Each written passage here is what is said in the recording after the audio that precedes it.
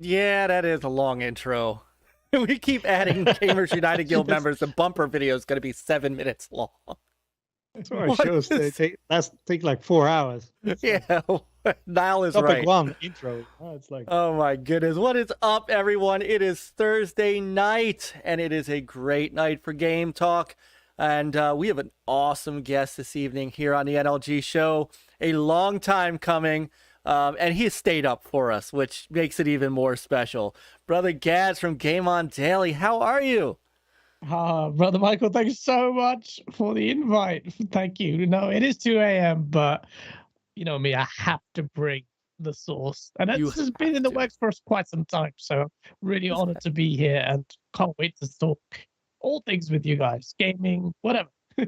Well, we do a lot of whatever. If you've seen anything about our shows, sometimes it's... I have to do so. Sometimes our it's topics forever. are suggestions. So, hey, everybody in the chat, welcome. All right, they saw the bat signal and are starting to fill up. We got Lady Ventures, Brother Lance, Brother Niall, who said this is the longest intro ever, and he's right. Brother 1968 Camaro, what's going on, guys? And people are going to start filing in. And Brother Qeorge is here. I don't know why he said good morning. Well, I guess it's good morning for you guys. So yeah, it is for me, definitely. Yes. And by the way, I have, in case we need it, I have some sauce from our side to yeah. This is Old Bay hot Old sauce. Bay. Cannot be any more local. I know. We are famous here in Maryland for our Old Bay seasoning. It's like this try to describe what it's like. It's a seasoning we put on crabs. So here in our area we have a bay and everybody crabs out of it. And so they take the crabs, they steam them, and then just douse them with this Old Bay seasoning. And it's really good stuff. And then they put it into a hot sauce. So I'll be the judge of that, Mike. No, but one day, well, you need to. There's that. You're in the Bay Area. Yes, on the East Coast in the tri-state. So I'm in Maryland. Peter's close by. Okay. I'm in Virginia. Yeah. So we're right here on the East Coast. So I know you Americans don't like to travel out of country because I have been having this conversation with a multitude of American content creators. So I've to resign to the fact that I have to go to America. Although to be honest, I love the States, so any excuse for me. But when I do come there, God willing, soon, I will need to try this crab / sauce delicacy. Oh, okay. So do you come to this side of the U.S. at all? Do you? Yeah. I mean, I was there just before COVID, and I was supposed to come. Well, when COVID hit in 2020, I was supposed to do LA this year because of E3, which got cancelled, unfortunately. But I'm still planning to go visit the States. I'm desperate to see loads of friends, content creators now in the space, with Colt and Fonzarelli. He's in the Bay Area, so Zorka. So loads of people I just want to meet, and you now that I know you're there. Yeah. We have to make it happen. And I'm trying to get something organized for the E3 time, something in the States, but it's a bit of a long undertaking. But I'm trying to get there. But I love the States. I can't wait to go. I definitely have to go this year. I'm desperate to see all my new and old friends. No, we'll have to figure something out. I mean, there's PAX. There's well, at least there's a couple of PAXs. PAX South, I think, is no more, but PAX East up in South. Boston. Yeah. There's we've got a smaller one in Pennsylvania called Too Many Games that actually isn't bad. It's actually where I met the Epic Rap Battles of History guys. So, oh, sick. Yeah. And so there's plenty of places to do it. And no, I definitely it was funny. I was talking to Fonzie the other day, and I know, shout out to Fonzie. He's just had surgery. He's wishing him nothing but safe healing, refuah shalama, and he was talking to me, and he's like, "Yeah, man, when are we gonna get on?" So I'm like, "All right." So he's the next one. He's the next one to come on after you. So that's gonna be good. That's gonna be good. I love his hopefully voice, he's man. not in too much pain from his surgery, because he's gonna be even more whingy than he is normal. I don't care about your surgery. I will be still nasty to you. No, I talk to him all the time on WhatsApp. What is Refuah Shalama mean? Sorry, Refuah shalema, which means healing of the mind and body. Oh, that's sweet. Yeah. So Refuah Shalama. Before I inflict pain on you. Shut up, Fonz. I've never thought of it as a pre-attack prayer. I'm going to pray for your healing because I'm going to take you out now. Yeah, you might need it. No, oh, that is great. So you are where? I'm in London. I'm based around the outskirts of London. Central London. Yeah, so I'm just around London side, which is pretty dead in my opinion. The grass is always greener on the other side, I know, but yeah. I mean, originally I was from Pakistan, and I was born there, and lived there till I was about 11. But then I moved here, so my formative years have been spent here, I guess. Split, I guess, because I have fond memories of being in Pakistan. But yeah, I've lived in London, working here. Did work bring you there? No, well, I was 11 when I was here, so it's mostly... never mind. You just said that. Yeah. No, it wasn't work. We don't work at that age. I know ever. Asian parents are strict, but they're not that strict. I've often, I know a lot of people, there's two places I always hear them immigrate to. It's here and it's there. It's in the UK. So, it could have been the States. It could have been the States. Funnily enough, my dad, I spent 2 years as a baby in Texas, because my dad was studying, he did his MBBS there. He's a doctor. So, oh, wow. But then when his father passed away suddenly, we moved back to Pakistan. And then because my mum actually happened to be born here in England, in Chelsea, it was just easier for us to get, because we automatically get British passports. And as you can imagine, if you're in Pakistan, that's sort of getting a green card is not easy. Well, post 9/11, obviously, it's much more difficult. But even back then, it was difficult. So there was this rare opportunity where we were British citizens because through our mum. That's why. Because it was the States or it was UK. And my parents had more of an affinity with the States. They loved it. The best years of their life, they say, were in the States. It was like heaven to them. But life took us here. So Gotcha. we never get to see the bloody sun. That's where we are. Oh. No. By the way, your microphone, I don't know if it's just me, your microphone's botting out just a hair. Ooh, okay. Ooh, I don't know if it's a noise gate or anything like that you've got. All this auto-tune stuff. I'm not sure. Auto-tune. Yeah, my makeup game is really high. Bear with me. Apologies. I will try and sort that out in the meantime. No worries. So while he's doing that, Peter, how you doing, man? Oh, man, had a rough week at work. I mean, busy and other stuff. So, gaming at night keeps me sane. Yeah.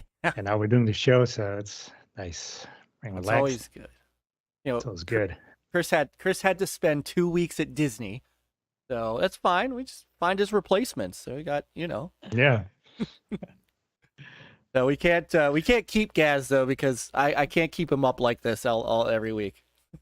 That was kind of funny because I heard the news about the Halo shenanigans drop on Twitter, and then you announced like, oh yeah, we're gonna have Gaz on. It's like, was that like a hotline right down there? And Chris is not here. It's like, am I being like sandwiched in and stuff? It's like, wow, suspicious. It just so happened. Yeah, I know. Yeah, Chris said, maybe I'll spend another week at Disney. I don't care what it costs. Because he knew he'd have to talk to me about this. Yeah. And he also knows that when we get to this topic, you and I, Gaz, I have been on the same side of this. Okay. And well, I don't know if we're still on the same side, but I remember when the game launched, or when the game was headed to launch, and you made your feelings about it known. Yeah. So, because now, from age 11 to now, you make videos, is what you do. Yeah, well, from age 11, I don't know age 11, but no, I do. It's like a passion that I've had for quite some time, but never got to explore it as comprehensively as I did until we started doing this properly about a good year and a half ago. So yeah, the videos are like my passion, man. If I could sack my job, my day job, and just do YouTube all the time, I would. And the content, I'm sure, would be much better than it is now. So I don't know how. I mean, the stuff. So I want to get into. I do want to get into kind of your history and stuff, because we always ask our guests that come on for the first time how they got into gaming, how they got, how you got to where you are today, and where, for you, where GameOnDaily and how I want to know where the sauce came from. That is, I have been absolutely, this is like, we're getting him on. I'm going to find out. And I just, there's, what you do, and I've said this to you before, so I'm not saying it to you because here you are on our show. I so enjoy the video content you put out. I get a chance to catch the podcast on Saturdays, when I'm able, and those are great. And there's always, you and Asa. You guys are really, I mean, the chemistry there, and when you have guests, everything just clicks, except when there's technical difficulties, and then Asa takes over the show. But but from a, I guess from a standpoint of the standalone video content, which to me has been like little mini movies. And I really honestly do enjoy watching that. So these are the kind of things that I want to kind of get into with you before we start talking about games, because I really want to know, we want to know all about you, and we have folks that obviously you've got some folks that know you in the chat, but there's some other folks that don't. There's Fastback, he's in the chat. So he'll get his chance to beat up on me later. But we want to know kind of how did you get into gaming as a, was there a lot of gaming to be had as a young kid in Pakistan and obviously in the UK, yes, but what did you start off with, and kind of talk to us about your ascension up in the gaming world. Ascension, Yes, more like descending to hell. With Baby, the way I want to know what my Baby content Gaz is. played. I want to know. I want to know what you played. Yeah, no. So yeah, I fell in love with gaming the moment I looked at a console. I think because we were in Pakistan, I think we're always behind on the tech side of things. Is how I imagine it. My cousins, I remember them just crowded around, and they had this Atari, and there was this game where barely you could discern some leaves and a character that in a pond. It wasn't frog or anything, but it was something like that. You had to traverse these leaves. Did you? It You was find out the two name. leaves back and forth. You had to catch flies. No. So it Okay. was literally like top down. You'd have 3 leaves, I think, and there was a character that just needed to cross like the leaves. That's kind of how I remember it. And I was shocked, and I desperately wanted to touch it. And all these cousins crowded around me, and all dominated me. And that's all I could think of. When I went home, I was like, I didn't want to go home. They kicked me out of the room. I wanted to play that game, and then I was obsessed. I remember that being obsessed. Like, what was that? I need to play that. And then eventually, when we moved to a place called Karachi in Pakistan, I got my first console, which was Sega Mega Drive. And the first game, typically as it would be in Pakistan, of course, would be like a bootleg 3-in-1 version. So I got 3 games. My first ever games were. Oh, sorry. Hello. Keep going. Keep going. Yeah, Sorry. we just lost it. No, no worries. Keep going. We've got. So my first game was Mortal Kombat 1, which is amazing if you think about it. That's the first ever game. Wow. Mortal Kombat 1, a game called Sunset Riders about cowboys. Yes. Yeah, brilliant game, man. It still holds up today if you play it. Konami.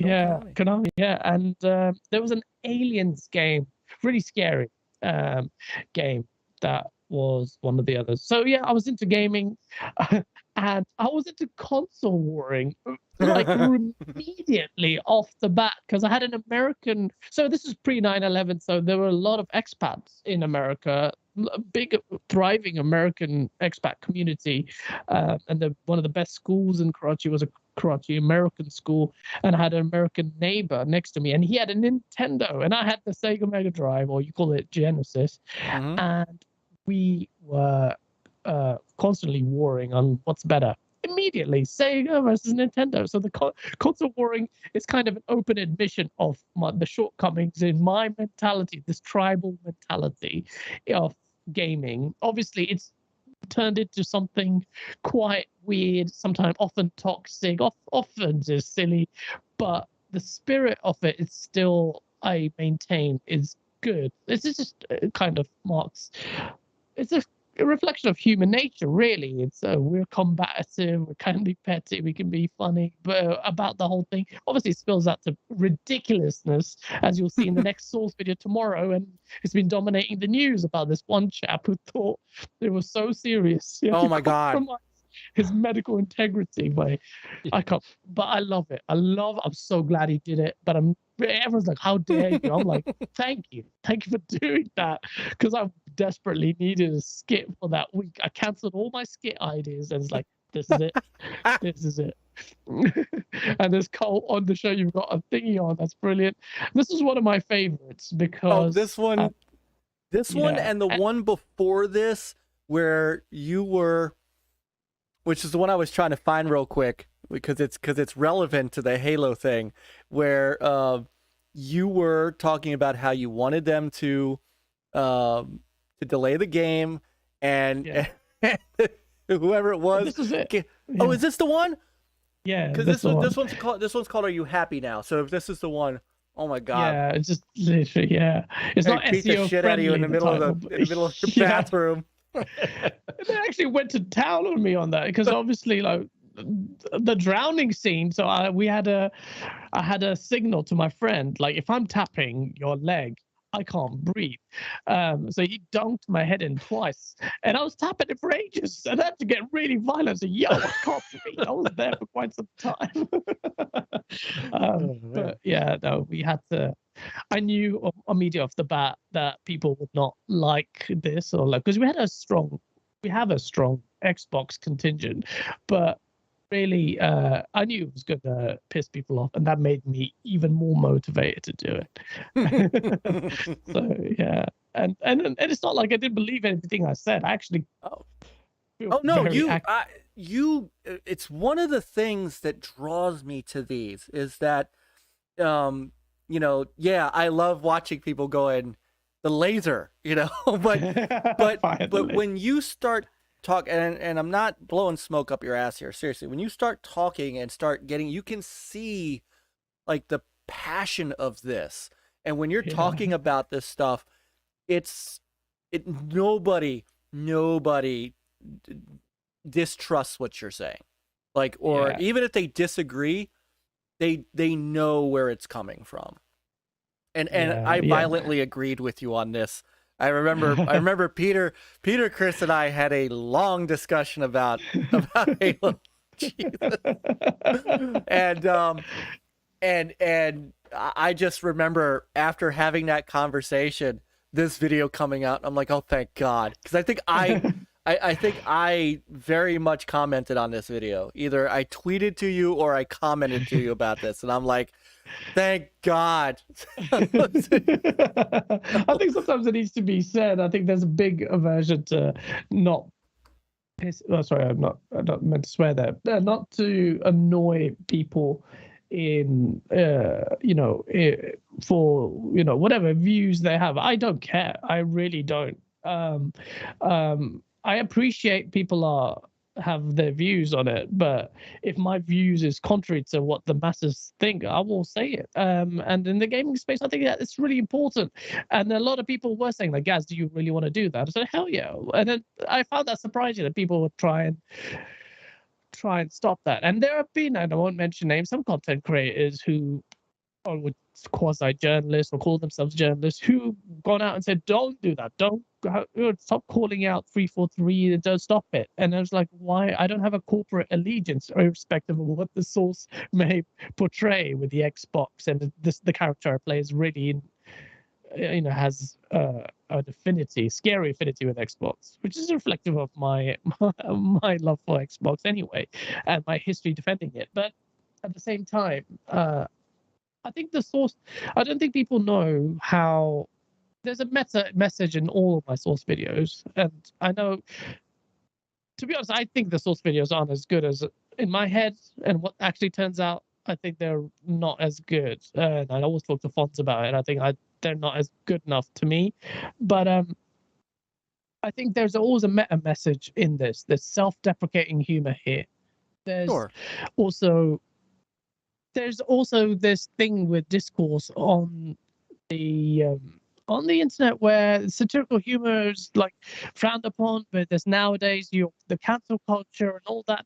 And I appreciate all myriad of views. I come from like I'm surrounded by a whole melting pot of different people with different ideologies and different backgrounds. But I just feel so strongly about maintaining that kind of discourse. At the very least, take some risks in what you're saying. Don't for the sake of it, but just be free and say that. Sorry, I'm rambling on here, but no.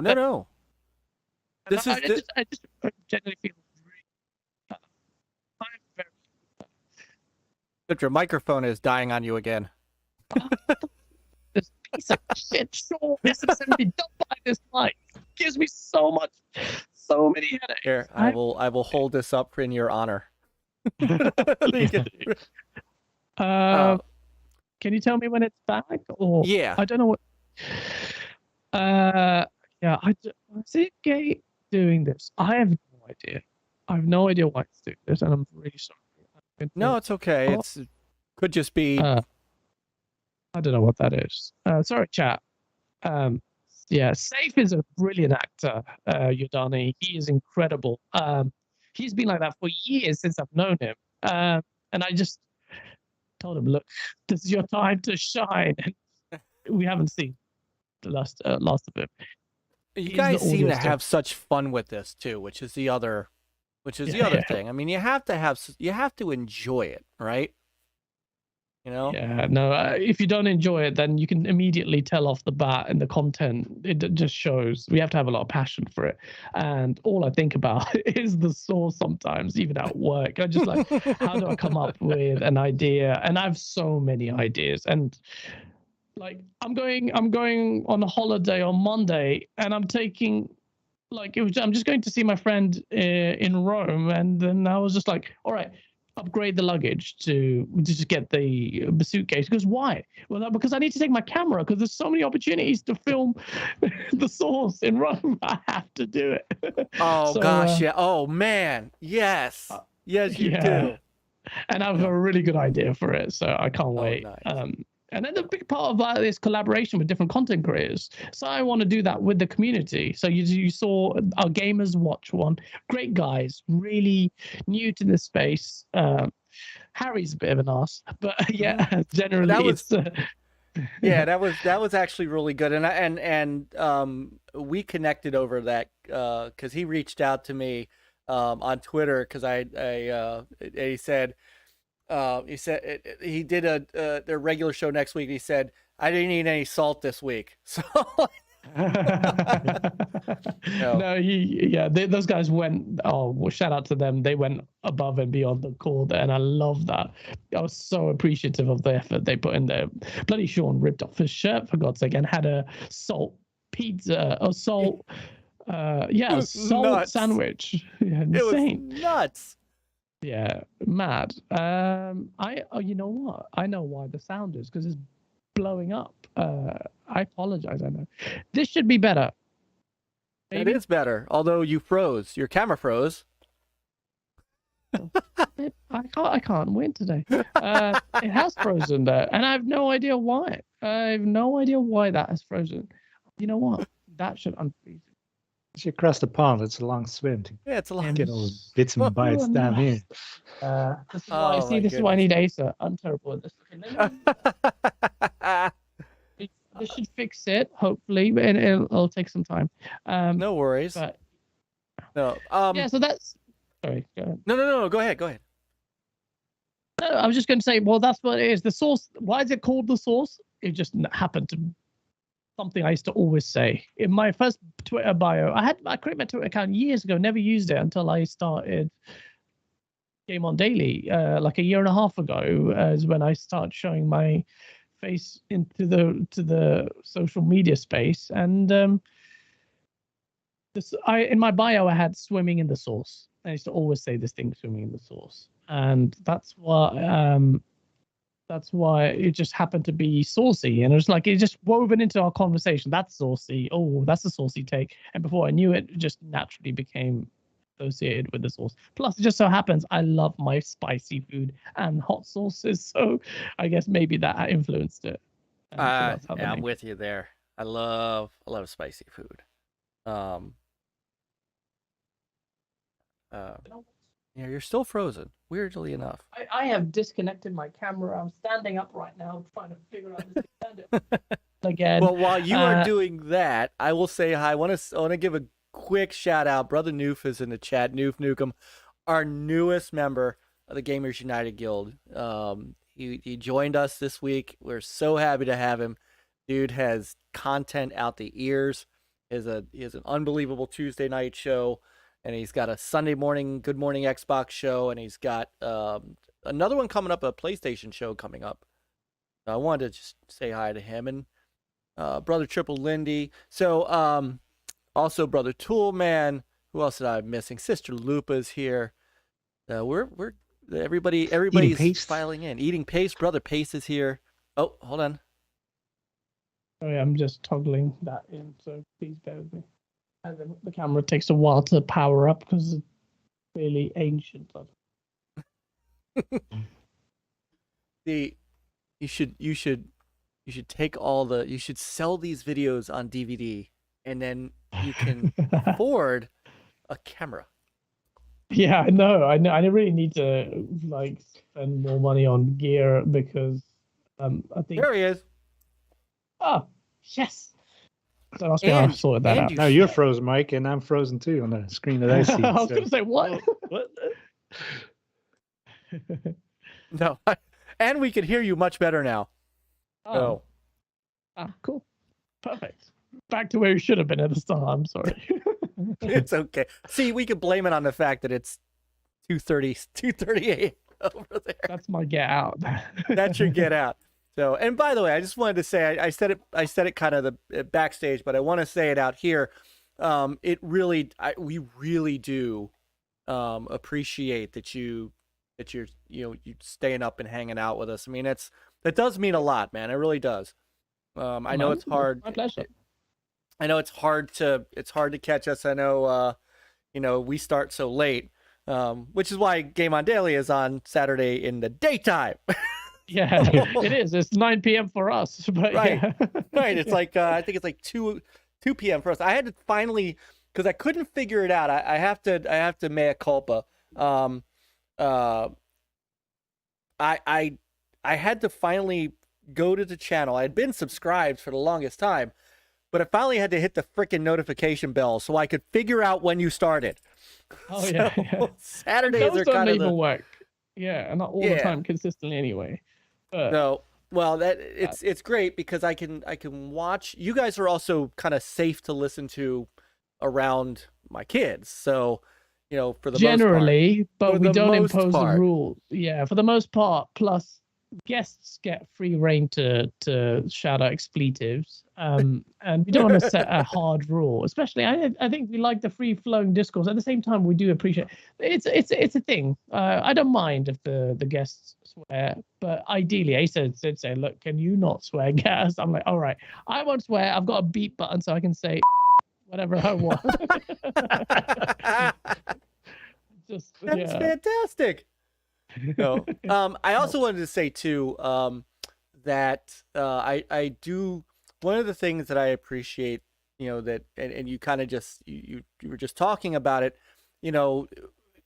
obviously I make light of a little bit of light of the fact that Chris, Peter, and I sometimes don't see eye to eye on things, and we have some great debates and discussions, but you know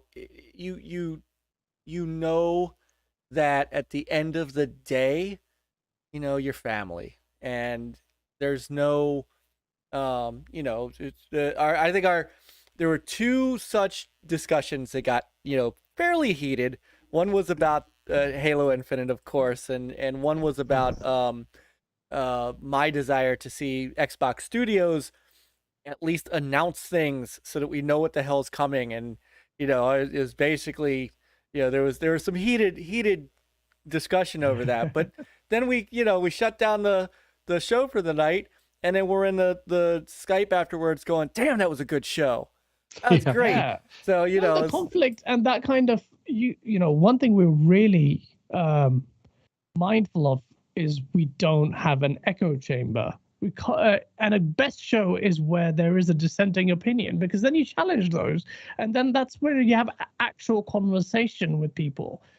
So if it's just a lot of, and if we don't force it, we don't be just having a dissenting opinion or combative for the sake of the show, because even then people will suss out, well, you don't actually stick to a particular view, you're just doing it for the sake of it. But naturally, sometimes when you do have that dissenting opinion, things get heated, and it's always like that with even like the big Xbox content creators. Like I'm talk to Dealer, Colt, Eastwood a lot, Zorka, all these guys. Fonz, especially Fonz and Zorka together are like, my God, husband and wife. But when we're like in party chat, it gets heated to the point where, and that's why I admire, generally I've observed about the Xbox community and even the content creators. There's a little bit more, yes, people will have allegiances, but there's a lot more critique there. That's why the brand is actually successful now, because the brand is taking into account the opinions of people. Xbox guys know that Xbox heads or whoever need to be clapped a little bit and put in place, because they'll routinely make silly mistakes, like the Xbox Gold price hike, which was rebuked immediately. Completely reversed immediately, because the fan feedback did not allow that to happen. And Halo is another symptom of that. I just feel like they need to be called out for it. I really strongly feel for it, because I feel like where the franchise is now, where it potentially could have been quite easily, are two very different places. So yeah, it comes from a position born out of frustration, and but for the show, for the content, I make it entertaining because you don't want to see me constantly whinge at. Although on Go Live, I do that a lot. A lot of people don't like that, but yeah. Oh, this, yeah, by the this- way, the Horizon Forbidden West review stuff. Here it is, the salt. And as the because I specifically said, great job with pulling in the Terminator 2 reference. That was That's awesome. why I loved you, Myke, because that's the thing that I wanted people to appreciate. I knew it's weird how my brain works, but I knew I needed to put that in there. So I positioned the camera. The whole time I was doing my skit, I was like, I want to get that right into the transition. It didn't work out exactly how I wanted to, but when people take cues like that little thing, then you reached out because I love the Terminator 2 cue. I'm like, Myke knows where that's from. So a lot of people didn't know what that was. But that's an iconic scene. How did they not? That's bro. Don't ask me. Don't ask me. I'm my asked God. myself the same thing. Oh my goodness. It's an iconic scene. It is. Someone else is like, where'd you get the skeleton footage? I'm like, are you seriously asking me that question? You get the skeleton. I don't know. You know, he had one. You had one floating around, and why not? Yeah. Funnily enough, in the next video, you will see one skeleton that we have, but that's a preview to that. No. So how did so we got through the Sega era, which that's why again we are kindred spirit because Sega boys. Where did you go from there from the Genesis? Where did you because your Xbox, you do play. I mean, you guys cover PlayStation 2, so obviously PlayStation, yeah, definitely. No, so from Mega Drive, then I actually ended up getting the Super Nintendo, the NAS, Super NES, and loved it. Those games were amazing. I was like, oh wow, like my friend then Sean was right.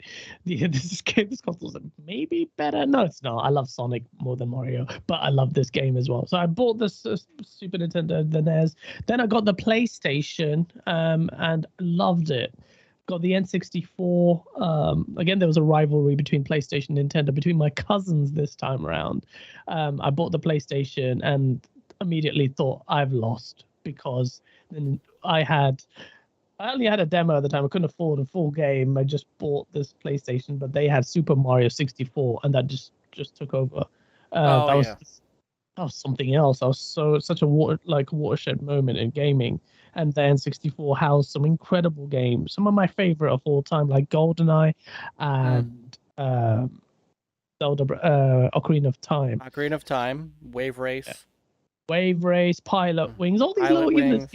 Those games, like, they were insane. But then I also had a chipped PlayStation. So I had all these bootleg games. I used to go to Pakistan every year in the summer. I had all these illegal games. Don't blame me. It's Pakistan. No one is going to pay whatever that you're thinking we're going to pay in Pakistan. It's a lot of money. Didn't translate well. So then I had a whole library of games. It was like Game Pass almost back then. I was split between my PlayStation and Nintendo, but I think Nintendo's 64 for me won out that one. PlayStation. Then I had owned everything pretty much since then. Dreamcast, PlayStation 2. Yeah, all of that. Hey, okay. I love Dreamcast. Loved it. See, we seriously kindred spirits. Yeah. That is still my all-time favorite. Such a shame console. what happened. That's why the DNA of the Dreamcast is kind of in Xbox, and I guess maybe that's why I have such an affinity with Xbox, because there's a lot of that DNA in there. Well, there was immediately for the Xbox original console. Well, there was that collaboration between Microsoft and Sega for the Dreamcast, which didn't quite pan out, but still, I mean, that's you almost thought of the Xbox, the original Xbox, as a spiritual successor. Yeah, definitely did. And then you had Jet Set Radio Future, for God's sake. What a great game. I pay so much money just to get that. still play Jet Set. I still play Jet Grind Radio on the Dreamcast. I still to this day. Oh yeah, play, brilliant. That's oh amazing. yeah, yeah. My Dreamcast collection is strong. My Dreamcast game is very strong. Okay, and I'm not challenging you on that at all. I have not touched that controller in ages. I think I'd nostalgia would just run through my brain if I ever played that game. But yeah, no, yeah. Then it was Dreamcast. Then I just played. I've caught up with pretty much. I've owned a lot of the consoles. I thought the GameCube was redundant. I did not enjoy that glorified doorstop that I had. I barely used it. Although I never played Eternal Darkness, which I hear was a great game. And that annoys me. And I don't know if it's aged well. But yeah, other than that, I've enjoyed pretty much all the consoles. I kind of try to play. I play all manner of games. I'm not just Xbox centric, right? But I'm a multiplayer centric guy. So I played PC for quite some time. If you check my gamer score, it's not that high. It's because I don't play single player games that much. Well, I do. It's not like I try not to, but people don't realize how insane my life is in terms of time. It's just insane. That's not an excuse. It's genuinely, I only sleep 3 to 4 hours average a day. And yeah, it's just multiplayer. How do you make I love multiplayer games. In order to be good, I play Apex Legends every day almost. And in order to be good on multiplayer games, you have to devote some time into them. And as you get older, your motor skills diminish. And there's me just holding on in my late 30s to mid 30s. Just, Jesus, I'm Peter, losing my motor skills. He's in his 30s and losing his Yeah. motor skills. Kind of wish I was still in my 30s. Uh-huh. No, come on, guys. You could be our nephew We're at this point. ways past that. I see you have Tommy Tallarico. I have so much. By the way, Tommy Tallarico was a big inspiration to me for what I do. Tommy Tallarico once hosted one of the best reviews. In fact, I actually wanted to pitch this to Asa, a dual review, because Tommy Tallarico had a show where he used to do a game show. And if you haven't checked his review of baseball games, Super something. Oh, yeah. What's it called? Is amazing. Electronic Playground. It was the name of the show. Electronic Playground. That was the name of the show. Yeah. And he had his buddy there, and he was type in Tommy Tallarico baseball game review, and I'm sure it'll come up. I'll try and find it while I'm here. I'm bad at multitasking. But I just because he's having, and he's posted this. He's having some issues with his dad. His dad is in poor health and stuff, and he's he's kind of engrossed in that. I'm actually telling him this because I think that'll cheer him up. You what do you mean you're telling him? You know him? Yeah, he's a friend of mine. Oh wow. Okay. Well. Yeah. Yes, I'm texting him actually, letting him know we have a really good guest on that really likes his stuff. Very sorry to hear what he's going on with his dad. That's sad to hear. But he's genuinely a good guy, and I put it on the Judgment Day review, High Heat Baseball 2003. I put it in chat. Oh my god, that is still, I watch it every time. Well, I mean, I watch it every year, but that is one thing.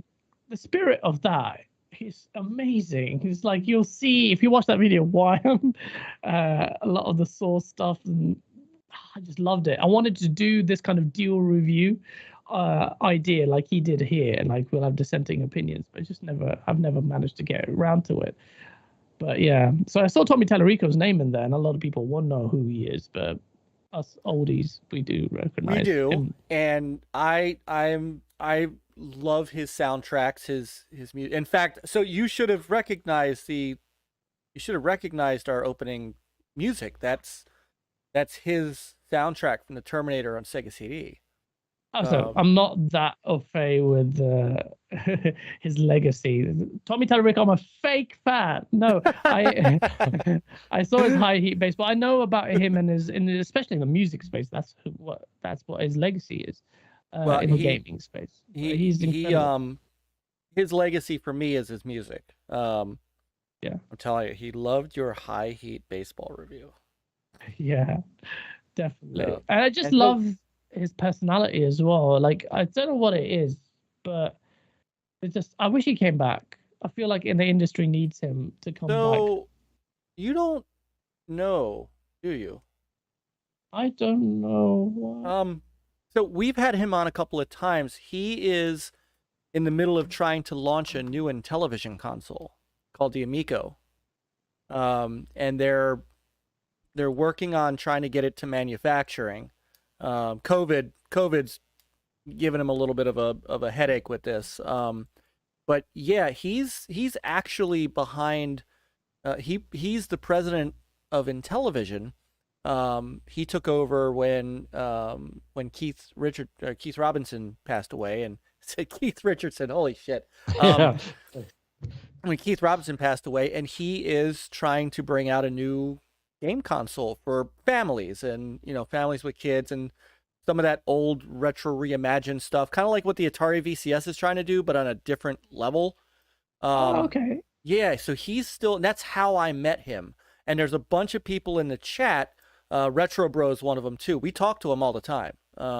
He came on with us January 2020, and you're right. I mean, everything you're saying about him is exactly correct. He is one of the most just great guys out there. Very caring. Very. Here, I've got to. Let me do this. Pull up. So we met him last year. He brought that system to Pennsylvania. To where I say Retro Bro is in the chat. He helped host this kind of fan fest for the system that he's working on. Here we go. Here is Tommy. And oh wow, yeah, you are tall. That's not you. That is you. It's me. That was me. Hell? That was me 40 pounds ago. You look so different. You've lost so much weight. I have. I am in the greatest shape of my life, actually. It's crazy. So I met him, and he also met my son Seth. Seth, who does my he does video game box openings with me. And so we did this thing in Pennsylvania where and a bunch of people were there. So like in the chat, Lady Ventress was there, Retro Bro was there. I'm trying to think if anybody else was there who's here now. Geeks with Cash, he was there. And we just had a great time playing this kind of retro-y, kind of family kind of console. And that's what he's doing now, is he's trying to put this thing out the door. And he's making music for it. So he is their chief creative officer. So his job, other than being president and a major stakeholder in the company, his main focus right now is helping the developers create the games for it, creating soundtracks. Dreadpool was there. I don't see Dread in the chat, but Dread was there. In fact, I think I have a video of Dread. I showed this. I was on with Husk, do it with, because I saw you also did his creator feature, which was awesome, by the way. Let me see if I can find Dread. We had a lot of fun just with this thing, and it's a I don't want to turn this into an. But is he like I know you said COVID kind of sub things out, because that's a brilliant thing. So when I have kids eventually, if I can find a poor woman to marry me, my idea was I need to bring up the kid to play the retro games. Well, actually, read a lot of books first, because but then let it play it. But this console could be the one. Oh, is that the Intellivision? Yeah, so that's my son playing it, and I mean, it's a legitimately neat console. It's not built to like replace the Xbox or PlayStation or Switch or anything like that. But the controller he's holding is a different style controller than what you're used to. It's almost like did you ever see the original Intellivision, like back when you were playing Atari and stuff? I vaguely remember it. Let me just look at the Intellivision. I'm just doing it now because we had a whole graveyard of. No, I didn't. I didn't see this. I've seen it before, but we didn't have this back then. It looks insane. It looks like a time machine. That is insane. Yeah, and so it's built for both kids and for us old guys that grew up on those kind of games. So that's the challenge there is tapping into. I think the product will require the parents to really push that, because obviously we will have an affinity with that age, and in order to make the kids understand in the mobile phone Fortnite era, it's going to be a bit. There's the controller. Wow, that controller is insane. Okay, so so he is clever. He's tapping into it's kind of like a hybrid of what new tech is with the old side of stuff. Yeah, kind of bringing gaming back to its core, because that's what the gamification, mechanically, that's what gaming is, just stripped down to its core. Okay, that's incredible. Yeah, so, the challenges and that stuff. One for kids. So here's my other kid, Spencer. He came up too, and what's neat about this is there's 6 games that are going to get packed in with this thing, and one of them is this game that's on the screen. It's actually called Shark Shark. It's a remake of an old Intellivision game that was out in the 80s when I was Spencer's age. And your goal is, you are a fish. You have to eat the other fish. Watch out for the shark. And you go, screen by screen to do this. And it is, for a 7-year-old who sits there. Now, my 7-year-old plays Hello Neighbor and plays Among Us and plays. He was upstairs, I swear to God, playing Forza Horizon 5 earlier today, auctioning off his cars at 7 years old. I had to explain to him, no, you win races to get money to buy new cars. So he's like, no, I want to sell off all my cars and get this big car. I'm like, you can, but that's not good. So, but here he is. He's having a smile on his face just going around eating fish, and you play with other kids. The whole idea of this thing, it comes with 2 controllers so that you can play co-op. And then if an adult wants to come in and play, you can take your phone, and the phone will have like a controller app that'll connect to it. So, I mean, there's so much to this. Yes, DJC, we are talking Amico at DJC Game Studios. He was there too. I mean, I can't believe we're on this, because I amazingly enough, this is insane. Smile. You are having way too much fun for an adult there. If you go back, you're just a massive smile on your grin on your face. Well, because I'm watching my kids have fun. And you see what this is. This should be familiar to you. Oh God, yeah. There's a lawsuit coming Tommy Tallarico's way. No, because he got permission, and not only did he get permission for the game, it's actually called Dino Blaster. What it was called in Europe before they switched it to calling it Bomberman. But no, this is a full-fledged game, and actually, I have a copy of it. The system's not out yet, but they put out some collector's edition stuff, and I have it. It's over on my shelf. Okay. But this stuff is what I grew up with, and Where is this? This looks like someone's home. It's so cool. Yeah, this is this was hosted at a friend's house. John, the Retro Bro, his name is. He's in the chat there. He actually hosted us, and Tommy brought a couple of these over, and we played. This is Moon Patrol. You remember Moon Patrol if you played Atari? Yeah. Oh, this is bro, brought to the new age. Kids, you have it so good. It did not look like this. No, it did not. And if you have multiple players, a second player could be the dude at the top shooting at you. Yeah, that's insane. That's wicked, man. I do. That's something I definitely need to look into. And I think someone in chat said that parents will look look to play. Kids will want to play with their parents at the right age. Definitely, I agree with that completely. And my 12-year-old's interested in it. And like I said, for me, you know, one of the joys I take out of it is there are games that again I grew up with, and here's there's Tommy showing me the controller, and so a game called Astro Smash, which was originally based on asteroids, but then Mattel was going to get sued for using asteroids, so they created a whole different game where you have, let me see, that might not be the video I'm looking for. You have stuff coming down from the top of the screen, and you shoot it to keep it from falling to the ground. And hang on, where is it's probably easier to show.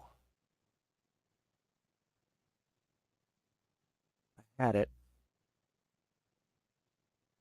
Oh, here we go. That controller looks really cool. The controller really is. It's one of those things. Why is that sideways? Yeah, I've just realized I'm tilting my head sideways. Yeah, let's not do that. No. Actually, I actually have Seth. Seth was playing it too. And again, this is the cool thing, is that, you know, my kids get involved, and so, you know, Seth plays, again, he plays Hello Neighbor. He plays he plays Mario. He's got a Switch Lite. So he plays, you know, he plays all the serious stuff, but I thought I had a better video of that. He got into this like really heavy.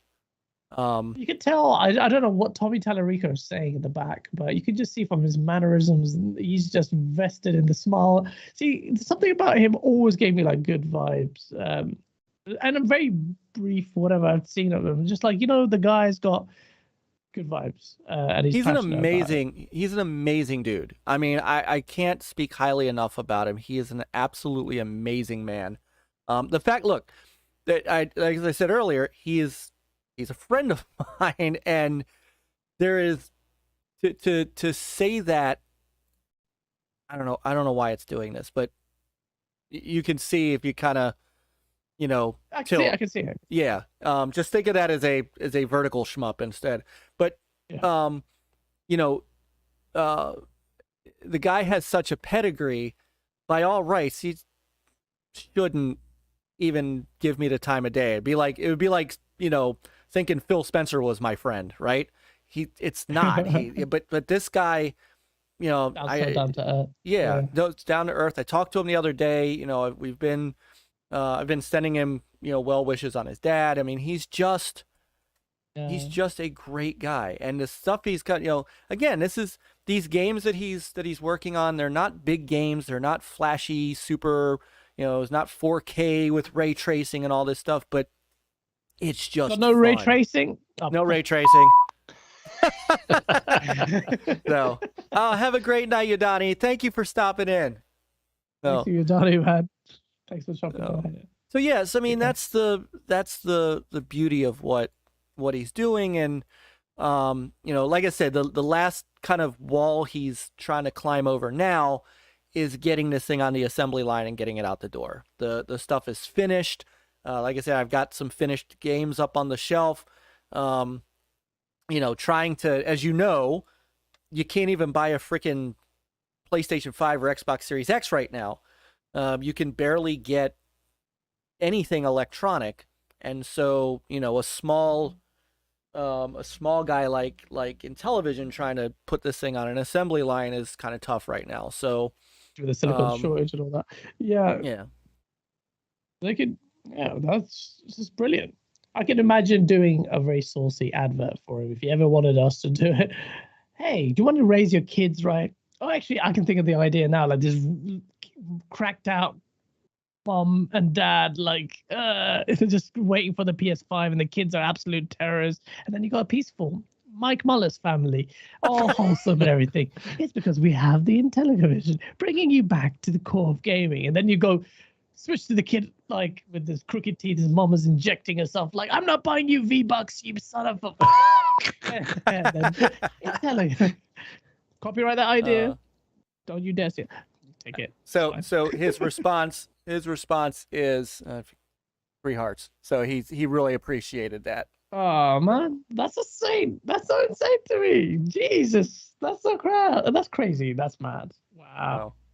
Wow. Nah, but that's the kind of guy he is. So I really hope everything's okay with his dad. But yeah, that's yeah.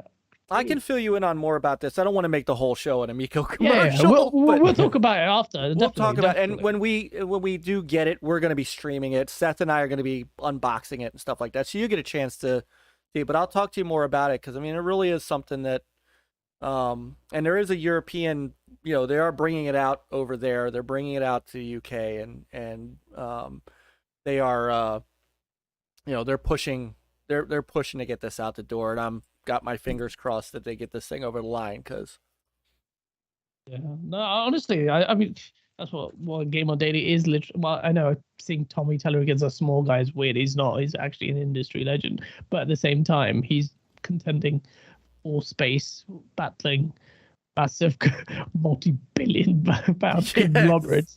So yeah, he's a smaller fish in that thing, but the spirit of it isn't lost. So yeah, I can see why you have an affinity. Well, with him as well as the product, I already do, and I just need to learn more about it. Thank you, lady, for subscribing. But you've made a terrible mistake. Oh my goodness. No.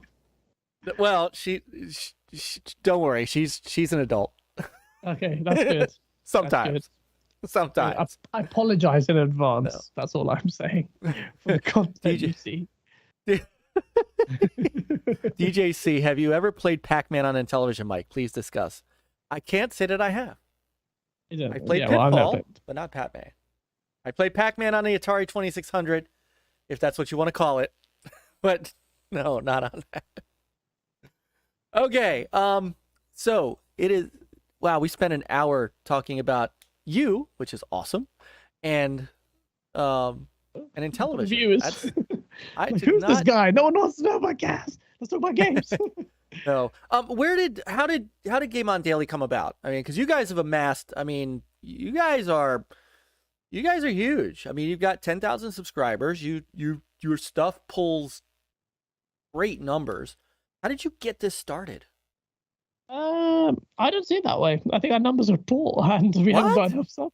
That's how okay, have you seen our sub count, Gaz? Have you? I have. Okay, and definitely, so that's maybe why he hasn't, GameOnDaily otherwise was you wouldn't created. be on the show. Take your decimal point and move it to the left one, and you're about where we are. So, yeah, you're. I mean, really, you're. I used to show Gaz the bathroom scene with Tommy. Okay, I'll show that afterwards or towards the end. Maybe if we have time at the end, I will show that video. That is or I'll link you to it. It is hilarious. Is it X-rated? Because it sounds kind of weird. No, it's not. It's not. It's totally safe to show, but it's really hilarious. So if we have some time before we call it a night, I'll show it to you. But yeah, how did GameOnDaily get started? So basically, we used to frequent a website called N4G, which was a news aggregation platform. Yeah, and that's how me and Asa met. We were literally different users on that site. But that site was pretty toxic. We thought it was just the community was pretty one-sided and the way it was run. And it just so happened me and Asa had this conversation. We were like, we could do better than what they're doing. And well, I started GameOnDaily as a journalistic site, blog site thing, and we had some successes. Like we were the first people to reveal the Xbox One user interface, and we were just doing like some interviews that blew up. Konami got in trouble for. We were really good, but we were different. Even back then, we were a bit weird. But a lot of that journalistic stuff has fallen away because of COVID. We're actually going to double back on doing the interviews with game devs and everything. So all of that's coming back to the fore, which is good. But we were doing this run. I was running this site. I came up with GameOnDaily, and I said, you want to write for me? Yes, I was just, if you want to, it's a good avenue for you to, whatever. Just get it there. Yeah, but he got involved, and he was obviously Ace is ridiculously intelligent. Such a nice guy. Awesome. He's an awesome guy. I really enjoy I want to get him at some point as well to come on and talk to us too, because I really do like what he does for you He's a guys nice as guy. well. He really is. He's a really nice guy. Really nice guy. I'm so glad. Like, I wouldn't get into a partnership with someone I didn't really trust, or natural human. The disposition is always conflict, even the family or whatever. So it's very, very, very, especially being a lawyer. You see all sorts of partnerships fail, and there's always a sense of trepidation with who I'm going into bed with. But with Asa, there wasn't really any of that because he is just what you see on him, is what you get. He's really chilled and just a nice guy. So it just eventually just turned out to we got sick of the nonsense that we were experiencing. Like we tried to help N4G out, say, hey, do you want to run it this way? None of that fell through. The ownership was weird and personalities, whatever. So that we can do something way more ambitious. So we've sunk in quite a lot in building this platform, and the website has literally just now seen a major update that people don't even know yet. We've got a games directory built in the background, but Ooh. we need to do that. Yeah, so and that's going to be it's already there, but it's you may be able to navigate through it. But I was gonna say, can I break news? you can definitely break news there. We haven't announced the game directory, but ultimately, instead of building an investment deck and saying, hey, give us money and we will build this, we put our money where our mouths are and thought, let's just build a proof of concept on this website. Let's do better than what N4G did. But we have some other stuff that's really ambitious. And eventually, now, finally, when the game directory is finally fully completed, and it's almost there now, we will be pitching to our investors that we have over here or whatever to really bring this thing to mobile, because that's where our intention always was, to have it on on the palm of your hands, news with gamification and really smart systems that filter out the news you want, build the communities you want, but primarily is to get content out to content creators, to let eyes on people's content. That was the main drive. That is the main drive behind GameOnDaily. Just like the smaller content creators are, in my opinion, better than the bigger ones. And I did say to Asa that our charting of our growth of GameOnDaily will signify an example for others as well. Because you've seen us grow from 200 subs to 10,000 in a year. And like, we're grateful for that. I still think it's slow, but have to be better, because if we're going to help others build up there, we can't be obscure. So there's a massive pressure on us to lead by example, so that one day when we are big enough, we're not big, Myke. You said, you guys are big. We're not. I get it, but I don't think we are just anywhere remotely close to where we want to be. Maybe it's good that we have aspirations there. Oh, absolutely. Look, I would love to be. I think Peter and I would love to be where you are now. So I appreciate that. Right now we're just like, we're trying to get to 2,000. That's our goal. I know, but it's like, I mean, to be honest, ultimately it's actually video content that will push you through there, and video editing, and then you have to do all of that stuff to get there. But if we don't become big, GameOnDaily, the website will not get bigger as well. It's like a chicken and egg situation. Once we're big enough, and then we can then propel all the content. I mean, anyone can paste their content there now. You just literally copy and paste.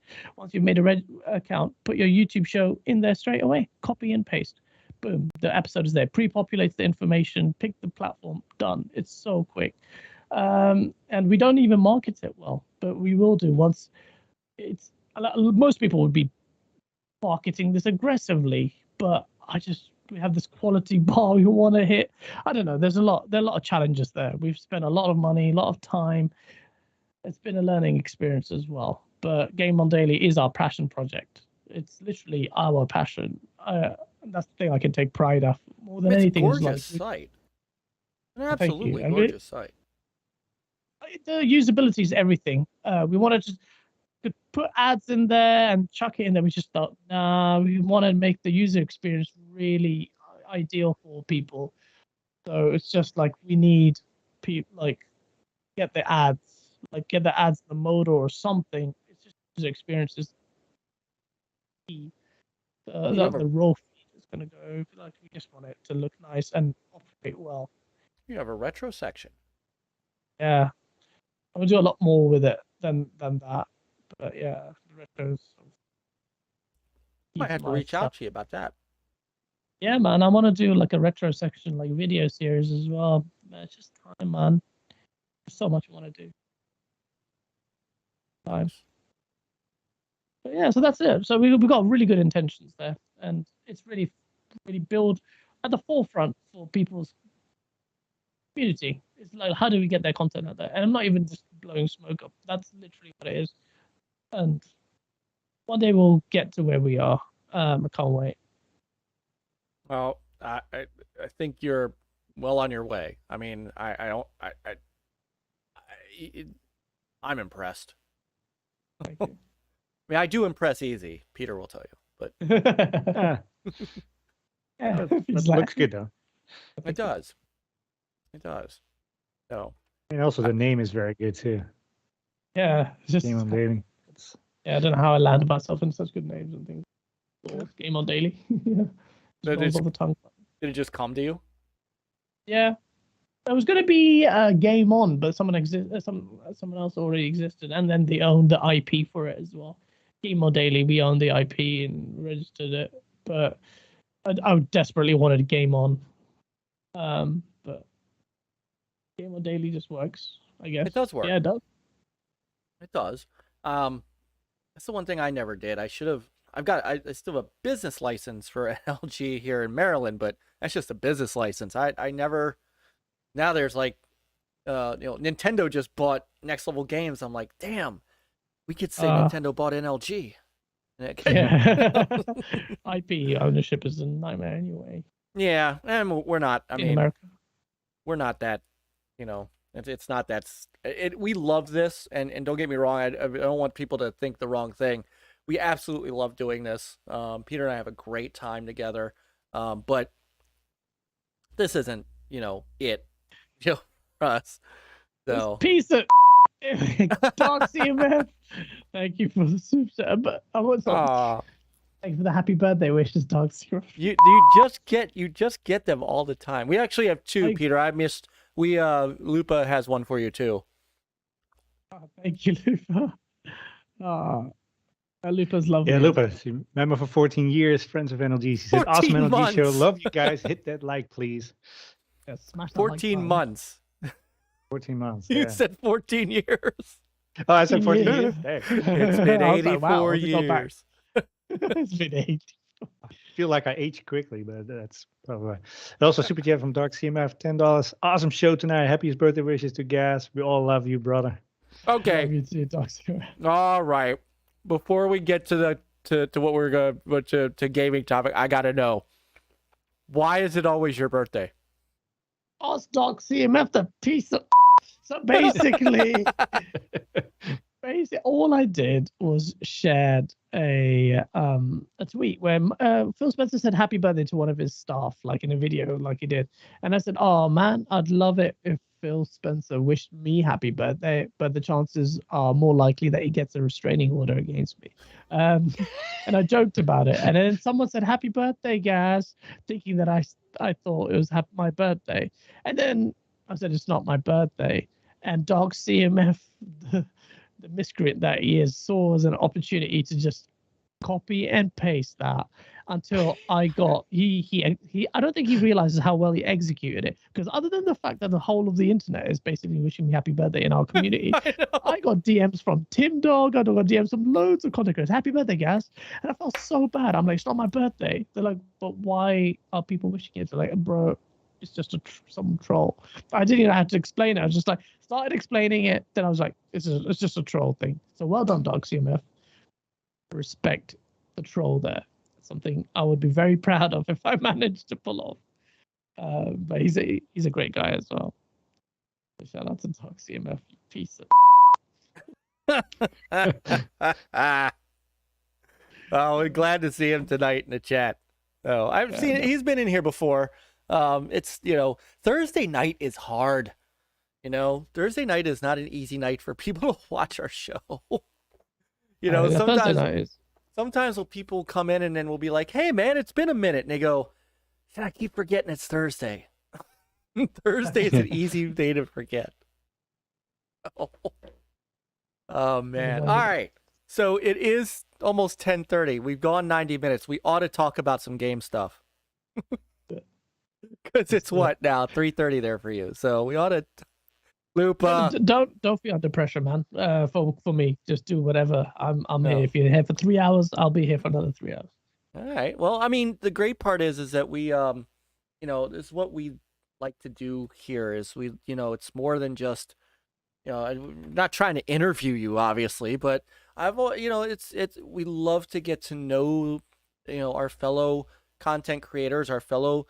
I mean, you're part of a gaming family. It's a community that we're happy to be in, and it's really great to start to get to know, you and what you're about and what you do and how you grew up gaming, and now I know you're a fellow Sega kid, and Yes. And like you, what broke me of my Sega fanboyism was the Nintendo 64. It was Super Mario 64, Oh. and I tell this story often. I was diehard Sega, did not want to touch the PlayStation, didn't want to touch a Nintendo, and somehow I ended up getting a Nintendo 64 and Super Mario, and I got all 100 stars. I played nothing but that game, and I'm like, what have I been missing? And of course, that led to Wave Race 64 and Pilot Wing 64 and gobs of time playing GoldenEye and WCW versus NWO World Tour. Oh, yes. Oh, Raw even. Raw was really good as well. Raw was really good too. Yeah. And just, like I still am not a big Zelda guy, but there were so many other games on the Nintendo 64 that were just so freaking good. Rock. Yes. Really good games. So, all right. So, Peter, we can All officially right. move forward. Our next topic: Gran Turismo 7 and microtransactions. All right. So, I know that you've already talked about this on Saturday, but we Peter and I just ended up. I think we got this game. Well, okay. So we got the game on Friday, and attempted to play. We do a Friday night stream called Friday Night with Peter and Myke, where we pick something multiplayer and play just to have some fun together. And well, we're like, all right, we're gonna play Gran Turismo, because we could play Forza Horizon, we could play a number of different stuff multiplayer. So we're gonna do this, and we jumped on, and multiplayer was locked behind freaking 9 menu books you had to solve. Well, first of all, it's like, where's multiplayer? You can't find it anywhere, right? There's no icon or anything that says that's grayed out or whatever. It's like, I've heard. So I haven't had a chance to play this yet, and Really? I've heard. No, I haven't. Literally, I haven't. It's been a mad week for me. I'm so desperate to play Elden Ring as well, and I just don't get time. It's either that, and then I won't sleep. It's been a mad week, but I definitely want to play it despite all the issues. And the game looks amazing in replay mode. It looks like real life, honestly, sometimes. It does.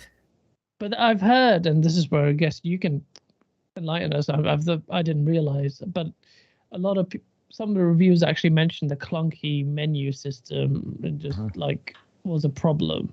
You were telling me that the multiplayer is the menu is not intuitive. It was dug away somewhere, hidden away. What was that about? What do you mean by that? well, it's like we had to figure out how to unlock multiplayer, because basically the main menu structure is basically like, you kind of see like, I don't know, it's kind of like a village or a pavilion with like, there's a cafe down there, there's a garage for tuning and a bunch of other things, and you see those buildings but you have no idea what they are, and basically they unlock as you progress through the game, and you do that by going to the cafe, and you have a menu, and it's like collect 3 French cars, 3 French hatchbacks or whatever. So you either buy them with a lot of cash, or Real you cash. Okay. yeah, well, basically the in-game currency that you can actually, it's That's a bit. you can actually get convert real cash to that in-game currency, or you can basically do the objectives by doing some races, and if you finish in the top 3, you get get a car, etc. So you basically build it up, or you have to get your B national license for that was also one of the cafe objectives. So you have to do 9 full cafe objects. Basically, it's cafe object is like a menu. What I said, like either 3 cars, or one of them was get your license, and some other ones, bunch of other things. And then once you finally complete menu item or cafe item 9, that's when multiplayer unlocks. So then you go to your pavilion map, and there's like your little building area. It's like, okay, that's for multiplayer. It's like, okay, it's where it is. So, but yeah. So we had to grind through It's a bit like the Forza kind of forced you to do all the seasons until it unlocked the multiplayer as well, to be fair. And that was a bit annoying. Yes. I don't know which one takes longer. But This takes longer. Like I think we blew through Forza Horizons. Yeah, that was tutorial. relatively quick. Yeah, like 20 minutes. This took like 2-3 hours. Okay. Yeah. No. Yeah. And I'll tell you what I like about the game is that it is literally kind of a love letter to cars. It is like watching the Top Gear channel, right? Mhm. It is, you can lose yourself in car museums and things that are all about the vehicles themselves. I think it's more about the vehicles than it is the racing, if I'm being honest. It almost seems that way at times. Yeah. The racing itself is totally solid. I mean, there's I would say that there's some little nits that I have on it, but it's very Simcade. There's the AI is not that great. I'll be honest with you there. The AI is, it's maybe better than the drivators that are always like running you off the road. In Forza. I mean, I'm not supposed to be able to use a car to keep myself from crashing on a turn. I mean, that's kind of, Is that what this is like? Yes. That's how Myke drives. That's the difference. But I mean, there's you saw him driving through the grass down there earlier, so that's. Well, yeah, because I had to get around them, The crowd is weird. It's like they're. There is a weird crowd. I can't but the tracks are nice though. They're like the a lot tracks of. are very. I don't know if nice. they're fantasy tracks, or at least they're not the common. The what I feel like in Forza Motorsport, you have like the 20 famous tracks around the world that you find in every other race, and you only have like 2 or 3 fantasy tracks. And here it seems like, I think they at have least a at mix. the beginning a lot more. So that's what I enjoy. Some variety. Yeah, and I will say that I like the cockpit mode driving in this game better than I like Horizons. Like in Horizon, I have to use the second cockpit mode that puts you in front of the steering wheel. But but it depends what car you're driving too. Like in Forza, if you have one with a very low roof line, that's sometimes a little hard. So that's when you go to the second view. I have not found one yet that gives me a good view. Like here, I can see. I have no problem seeing through the windshield and looking up, looking to the left or right. I have that problem. And I had that problem in Dirt 5 too. Like I couldn't find a good car with a good cockpit view. Same. Yeah. Exactly. So And I like cockpit view. That's my favorite view. But you could see here, and this is my footage. So this was I recorded this. I recorded this I think yesterday for the show, and I've got a great field of view, and I didn't have to mess with anything to get it. Yeah, so that's Oh. the cockpit view seems to be a lot better than the third person chase cam, which looks pretty. I've heard lots of bad things about. Yeah, I'm trying to think. Is this the one? Do I have? I think I do have. Give me a second. Oh, here's yeah, because here's a race. So here is in the rain, which the rain effects are decent. I don't think To me, they're it any didn't better seem than. it affected driving too much. Yeah, I don't think it's any better than like the last Forza Motorsport. I know there's been a lot of this desire to compare this to the last Motorsport. I That last motorsport, how old is that? That was 5 like, years. 3-4 years. I mean, I think it's 5 years. yeah, it No, might is be it's 5 years. Wow. Yeah, it's a long. It seems like ages. Yeah, but it holds up. I mean, Oh yeah. I think the I think reason this I is still a didn't. cross-gen game.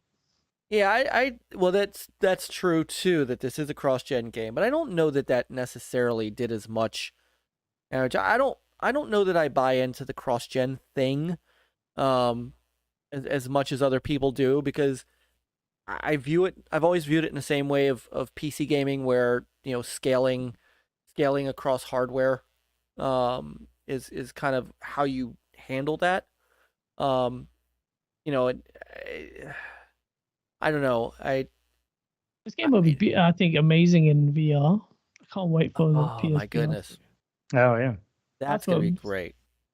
That'd be One, I one have- thing is the cockpit seems a little bit low res and compare with the rest. It's not as detailed as There's your even like third-person Forza. view. Well, the thing is, like, we also could spoil with Forza Horizon, so Yeah, that's Now, I will say- already a step up. yeah. I'll say, Motorsport 7 does kind of crap all over this in the third-person view. I mean, this looks Yes. that car looks nasty generic. It looks like the track is moving, not the car. The old games. It looks Right. weird. Yeah. Right, and that's definitely an issue. But I have to say that from a gameplay perspective, this game does force you to drive correct, and I do like Mhm. that. So, But tell about your game, steering experience, because you actually used.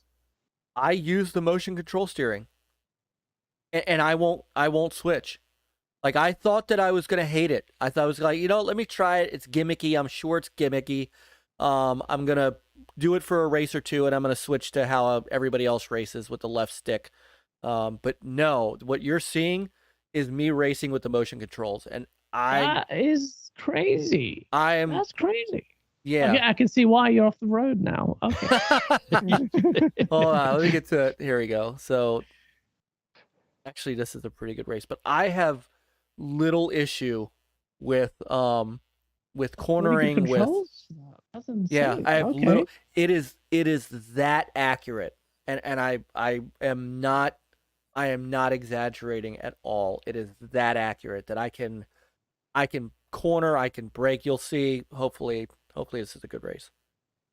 Yeah, But you can. I see. I'm intrigued by that. I'm intrigued by that because you know what I do on like when I'm playing in races, I do like there's there's the little adjustments. They're constantly Yeah. like left, and that doesn't feel intuitive to the driving experience. It's If I'm not. doing that and just kind of adjusting that, that's more akin to a racing wheel, which I should get. But one thing with the PlayStation controller, the tension of the stick is just right for me, where I can just hold it in place and steer nicely. Oh, okay. So it feels better than an Xbox controller in Forza. Just the tension and the length of the Yeah. stick, it just suits me. I can see that. But one thing is they also have the what do they call the adaptive triggers, or is that what it's Yeah. called? The haptic feedback. The haptic feedback. Yeah, it's like for the gas, it seems like very natural. For me, for the brake, it seems like I'm shooting a gun. You have to get over that hump to actually The brake is tough. I mean, to it gives engage. you. So Asshole saying this looks like Ridge Racer is hilarious. I don't know about that. I Yeah. don't know about that. Okay. I mean, keep Ridge in mind race, you too. drift like around the corners the whole time. So Yeah, I mean the you know, the Avermedia Live Gamer Ultra does take a little bit of the, you know, piss out of this, but I mean, from an overall standpoint, I mean, I think it looks great. I think when you're not, yeah, this is me retrying. Hey, hold on. Can I skip ahead? No, I mean, but see, if you go back, that car literally did not come off the line. I want to show this again because this is what I hate about this AI. Why I prefer the drivatars. I get that the drivatars could be a little aggressive, but these guys drive on such a line that they don't move from. That the reason that this happened is I went to, and I think it's here, and it just, maybe it's the next turn. I just got clipped because the guy, there was no movement by the other car to let me by, right? There was no, it's like he was gonna, there it is. I just got hit in the back. Oh, wow. Oh, yeah. And that kind of, That's kind of funny. I have not really experienced that. What I have at Forza Horizon is like, they drive like a choo-choo train. All the drivatars. They drive perfectly, and then, you know, bumper to bumper, and that seems not very realistic either. so then there's maybe this. they can exchange some. I'll turn this up just for a quick second. So there's a mode on here that I really enjoy called Music Rally. So you hear this music in the background, and we're gonna get copyright claimed for this, I'm sure. So while this music is playing, at the top of the screen, it's playing through the entire sound, the song, and it's counting down by the beat. So you see that every hit of the bass drum, and you've got to get as far as you can get. And the farther you get, the better your trophy. But you have to get through the race without running out of time or ending the song before you get the 7.46 miles. I have a lot of fun with these, and you get to drive other cool cars, and that's quite cool. That's quite clever. That's like the top gear kind of challenge. And there's all kinds. It's a fun mode. Yeah, I might have started over on this one too. Pushing controls. Yeah, it's not Forza Horizon where you can take a no, it's not. But I am literally, I mean, I do not touch the left stick. I am literally doing, as I get to this curve, I am literally doing this to turn. I mean, I am, and it is so accurate. It is short of having a wheel. This is as close as I can get to it, and it works. Impressive. And I definitely try that. Yeah, when you get it, try it. And I'm curious to see how you come along with it, because I thought I was going to use it for a race or two and then go back to the normal thing, and I have not turned it off yet. I mean, it is my main mode of driving, and I'm kind of wondering how I'm going to get back to Horizon without that. Yeah, it could be really good, because that kind of stuff intrigues me, because I still think, I've said this before, that the gaming experience is becoming so rich, to be relegated to what I think is quite draconian, just analog sticks and couple of like 4 buttons on triggers. There's more to it. Like, you want to be plugged in, you want to experience the world, like, VR does a good job of it. So like this kind of stuff that's more immersive, I am definitely down to try. Yeah. All right, wait a minute. I thought that's the only 3 videos I took. I might have taken more and just forgotten to bring them over. De Niro, I've never owned a racing wheel. I think I owned it once, but I never really used it that much. But I can, now that I've got a decent stuff, I guess I could put it in space, but yeah, I wouldn't mind having one of those Fanatic wheels, but a little pricey. Especially if you want to do dual platform like PlayStation as well as Xbox, then you'll have to have a PlayStation wheel base and an additional Xbox wheel, because the logic in those things are for Xbox it's in the wheel, for PlayStation in the wheel base, and so it makes a match. So it's like, you spend like $1,000 on to get that. I'm not doing that. Massel, I don't know how long this was in development. I mean, Polyphony Digital does not, they take their time. You figured GT Sport came out when? 2018? When did GT Sport come out? Good shout, Yeah, let me look. dude. You do what I do. You go looking 17. stuff up while we're in the middle of the show. It's at 2017. Yeah. So Yeah. Yeah, 2017. yeah, so you figure they probably were working on this the same amount of time that Turn 10's been working on Forza Motorsport. So, but I mean, look, the And Forza Motorsport was also 2017. right. So, you know, there's gonna be this is legit competition for them this time around. I mean, I didn't play GT Sport very much. I didn't feel like it gave me a great experience. I didn't like the kind of the multiplayer only kind of thing that they were trying to push. But this, you know, this gives me a good experience. It, you know, I'm enjoying what I'm playing. It's not perfect, and you know, I'm not one to get into that whole, well, you know, there's only 6 blades of grass on the field over here, and you know, I can get past. Yeah, but what are we the doing? Are we third-party parts. racing, or are we, trying to find a pasture for your horses to? Munch No. on some grass. No, yeah, obviously you're definitely going to get that. There's a sense of pride with the races, though. They have to be typically they're the visual heavyweights, kind of a tech demo for what your not tech demo, but a demo for basically what your console can do.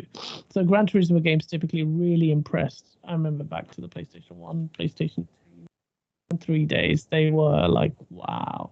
And I feel like they're always going to be weaponized. Because there's a sense of pride with the game platform holders, game developers, and the fans.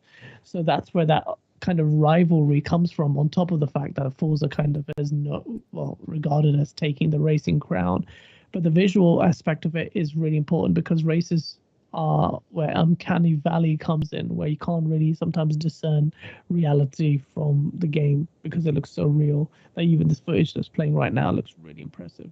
Yeah. So it does look good, but then there's some elements that look quite weak. And Forza is looking like as a next-gen only title. Last for GT Sport, like if you go back to even Digital Foundry's assessment of it, they determined that GT Sport was the better-looking game. And it looks like Forza Motorsport, the next one, could potentially trump this game in every department, including visuals. It remains to be seen, because they took a hiatus for a reason, and if you can see the interviews, they're very passionate about what they're intending to do here with their next iteration. So yeah, there's always going to be that element of it. But I think Gran Turismo 7's like weaknesses, like the conversation about microtransactions, the way it was handled, the way it was revealed on the day of release, that's when they were released. That's not good. Kind of killed any argument about PlayStation not doing gas and live as service, despite the fact that they proclaimed they're going to do 10 gas games by whatever number of years. So, Gran Turismo Sport launched bare bones, and they also had cars you could buy. This game, having not played it, but I know that the cars cost a lot of money, comparatively and just on their own. I'm not sure myself, but yeah. So No, that you can still grind. Yeah. So they, what you do now, instead of buying a car, is you buy credits.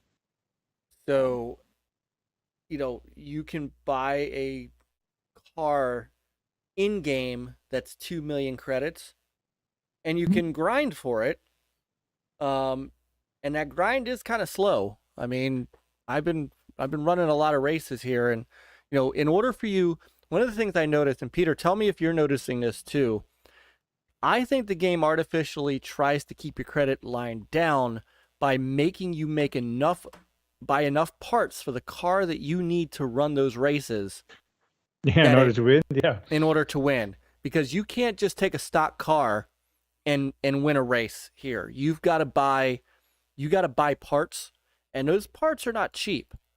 So, I can get a couple 100,000 credits and then have to spend a quarter of that just to get the car competitive enough to win a race. And That's not good. and so, in my mind, I'm like, all right, so I'm playing this game to run the races. I'm not collecting cars in this game like I'm collecting cars in Horizon. Like in Horizon, I'm collecting cars. I don't really care. I mean, I don't do a lot of tuning unless I need to. I've got a select couple of cars that I've jammed up to S1s and stuff like that just to run with, and sometimes even just to get some of the hidden boards. But I'm not running Gran Turismo to collect cars. I'm running the races just to race, and whatever car Maybe you should sell your cars then. Well, I don't have a lot of them yet. I probably got like 20 cars, and I could do that because there's cars in this game I'm never gonna touch. Like not touch anymore. After you've done those races. Right. I mean, there's no, because you're progressing up, and you need to be faster so that those first 3 little electric cars or hybrid cars that you get at the beginning, there's no way that because otherwise you have to spend 200,000 credits just to make that car competitive, and after a while you can only do so much to a car before you torque it out, right? I mean, you can only buy so much before you top it out. So that then goes to buying credits, and 2 million credits cost you $20 in this game. $20. And that's crazy. I think it's really bad that they've on those, they seem quite very steep prices for a game that was reviewed without the benefit of those like being released. I think that I get it, weaponizing it for the source and all that, I can do that, but genuinely that's a concern. That's not a practice we should allow or condone, that the reviews precede a big part of this gaming experience, which is there's a heavy reliance. But what you've told me now is like, not only can you grind, it's quite grindy, but the game also controls your credit spend by kind of essentially forcing you to upgrade your cars in order to stand a chance to win races and then progress. And that's and Peter, am I off on that? Because I mean, that's my experience. No, I mean, you have to upgrade. I mean, otherwise you won't be able to win. That's terrible. That's terrible. That's terrible. I mean, the thing is, like, you might become second, but you won't be able to finish first, because that one car is like, that's horrible. On the straightaway, they're blowing you away, and even in the corners, you barely gain anything. Then that means you're precluded from coming first unless you spend money to upgrade your cars, and that's really bad. When you're the game that's about racing skill should trump that completely. So that's Masshoff says pay to win. It's kind of promoting that, and on not even an online basis. I think it's just poor design. When really the game should be about, like, see, Forza games just throw cars at you. They throw so many cars at you. And money too, with their and money. So it's like, never feel like you have to spend money. The only thing I spend money on Forza Horizon, for instance, I know it's not the cool motorsport series, but the same applies there. But the only thing I spend money on is like that £2 or whatever, $2-3 on the map reveal to reveal all the different, barns and or whatever it is. Just the full map for all the roads and the speed, what they call the boards, XP boards and stuff.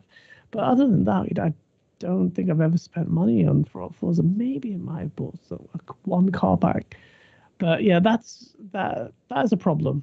I think that fundamentally impacts your gameplay. But I haven't played it, so I mean, I don't mind spending that money, right? In-game money, right? But as Peter was just saying, in Horizon though, I've got so much money. I've got money coming out of my ears because of the wheel spins and the stuff that you just get gifted. And then when you race, you get a lot of credits for racing. So I can spend $400,000 or $500,000 upgrading a car and still have like $6 million left. So I mean, there's that. I don't get that sense out of this game. And the other issue is that you can't buy. So what they did was, and Eric Kane from Forbes kind of snuffed all this out. You can't spend to get 1,000,000 credits, right? So if there's a car in there that's 1,000,000 credits, and a large number of those high spec, rally, those track, the track monsters, right? They're all like 1,000,000 credits, 1.5 million credits. You can't buy just 1,000,000 credits. You have to buy 2 million, because the level below that is 750,000. So you have to spend $20 to get a car that isn't worth $20 even in game. And that's the shady part to me. The rest you probably needed to upgrade it to be competitive too. Well, yeah, there's that. So that 1,000,000 credit game actually costs you 2 million credits. I don't know how much it will cost, but yeah. That's see, I don't think the reviews. So obviously, I know why the reviews don't reflect it, but that's pretty bad. It is. I mean, he was saying, apparently in a pre-release state of play video, some legendary cars cost as much as 20 million credits, which is $200 in real money. So hopefully those cars never show up. But I've seen a $3 million car, which a 3 million credit car, which means you have to spend, if you wanted to buy it, because I'm never going to accrue 3 million credits in this game, ever. You have to spend $40 to get that car. And that's where all those reports of $40 cars come in. It's not that the car itself is, but you can't spend less than that to get that car at 3 million credits. And that's we're almost at 11 o'clock here. That's horse shit. Is what that is. Yeah. Yeah. So not cool. Yeah, that's not good. And it kind of, I don't know if it tarnishes the game for me, but I can certainly see, because this is a game all about cars and all about the collection and the you want to collect your prestige. exotics that you can't afford in real life. Right. Well, and you can't maybe afford now them not even in this the game. game. Right. You can't afford them in real life.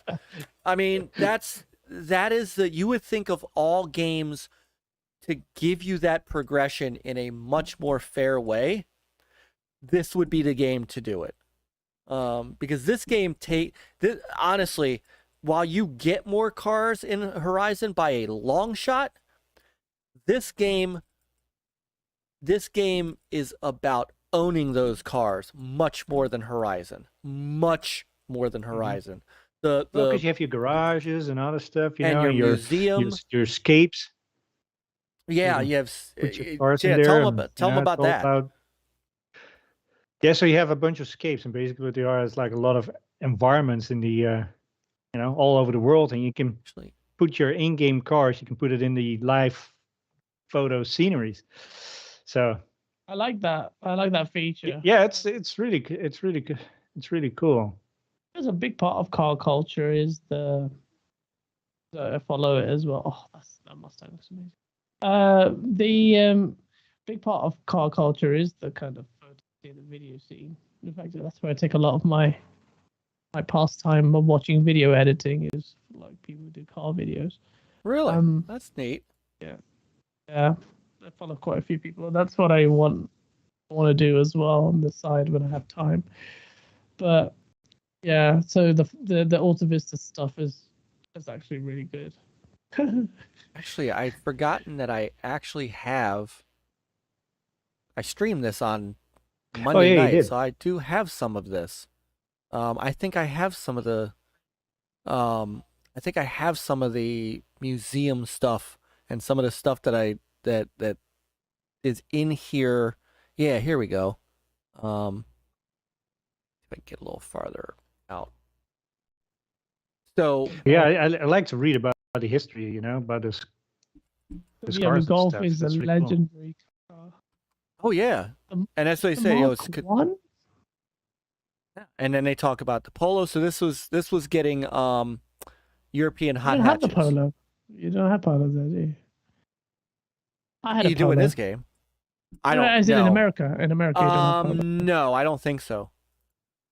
I mean, this is the cool stuff that the game does give you, and it's enjoyable to watch.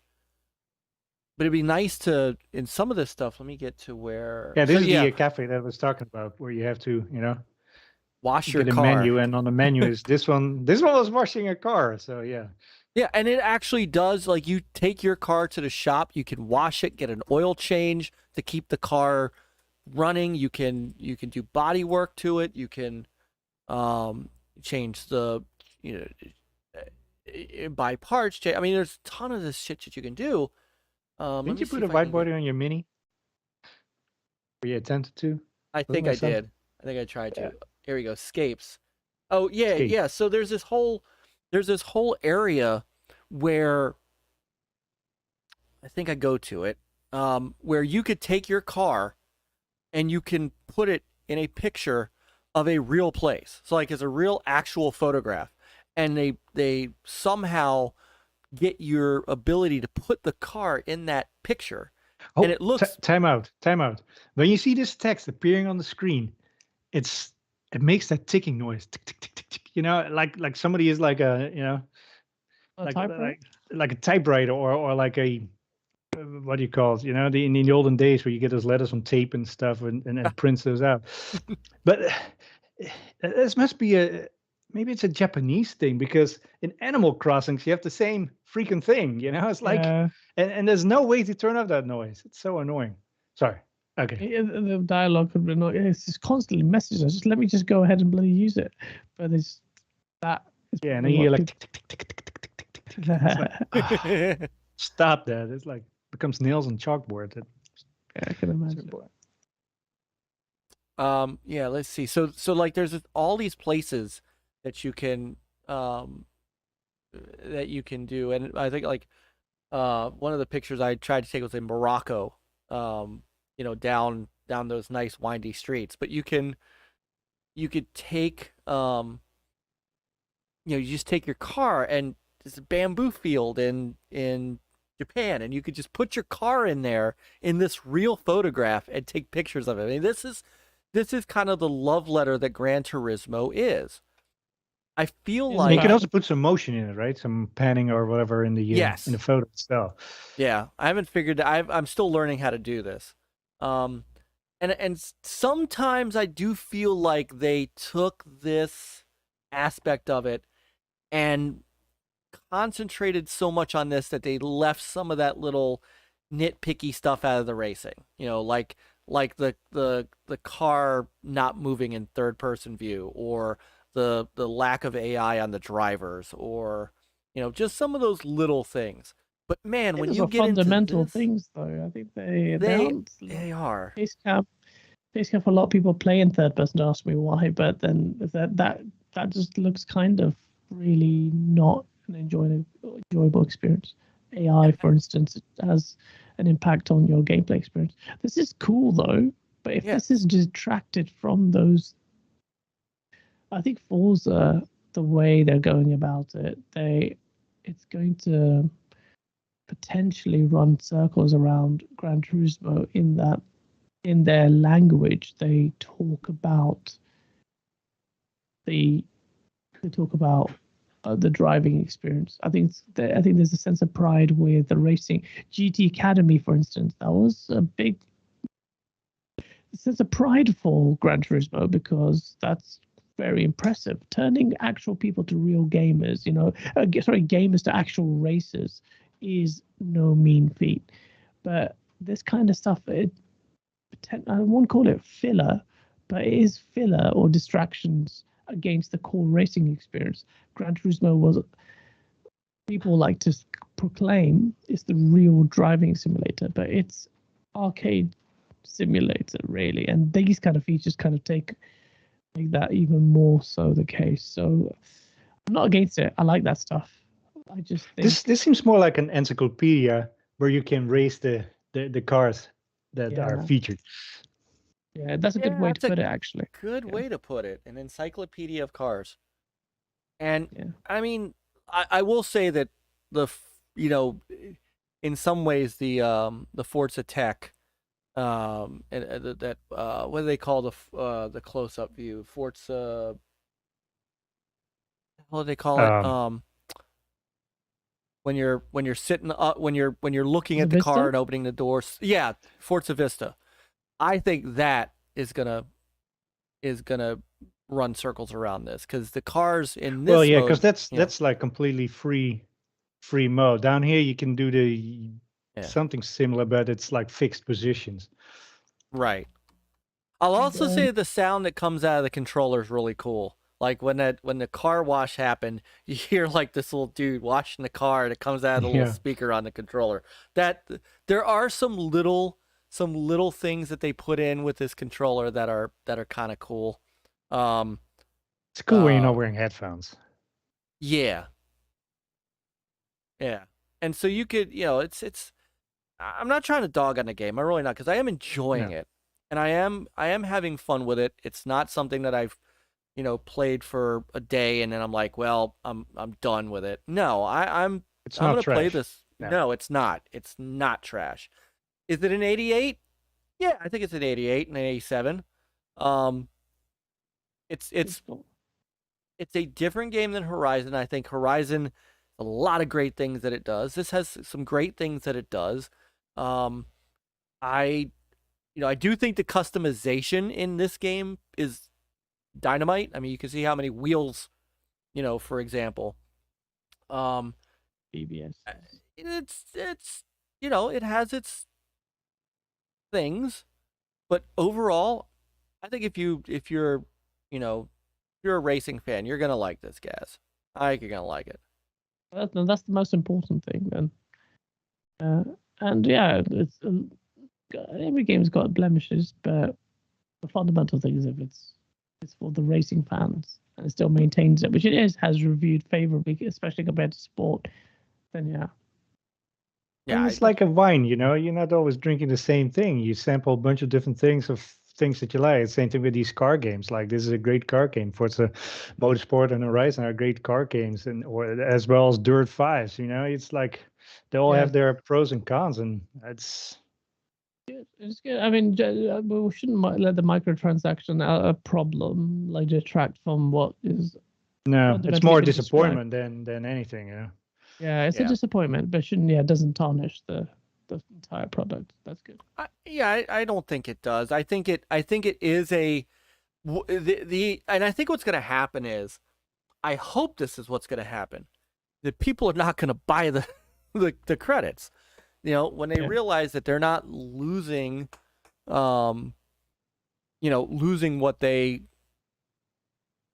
losing money on this. They'll make adjustments. I mean, Yeah. you hope they make That's the adjustments. thing. Yeah, they hopefully respond to the feedback. Yeah.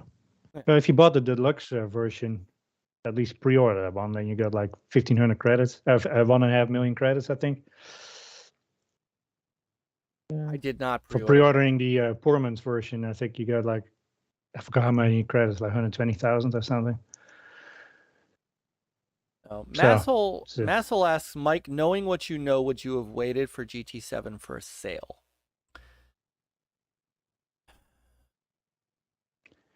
It's Good always tough. question. Like if you love racing, you get this day one. If you think like, hey, I've already racing many games and I'm actively racing and I just use this to, do some sampling, then I probably would wait for a sale.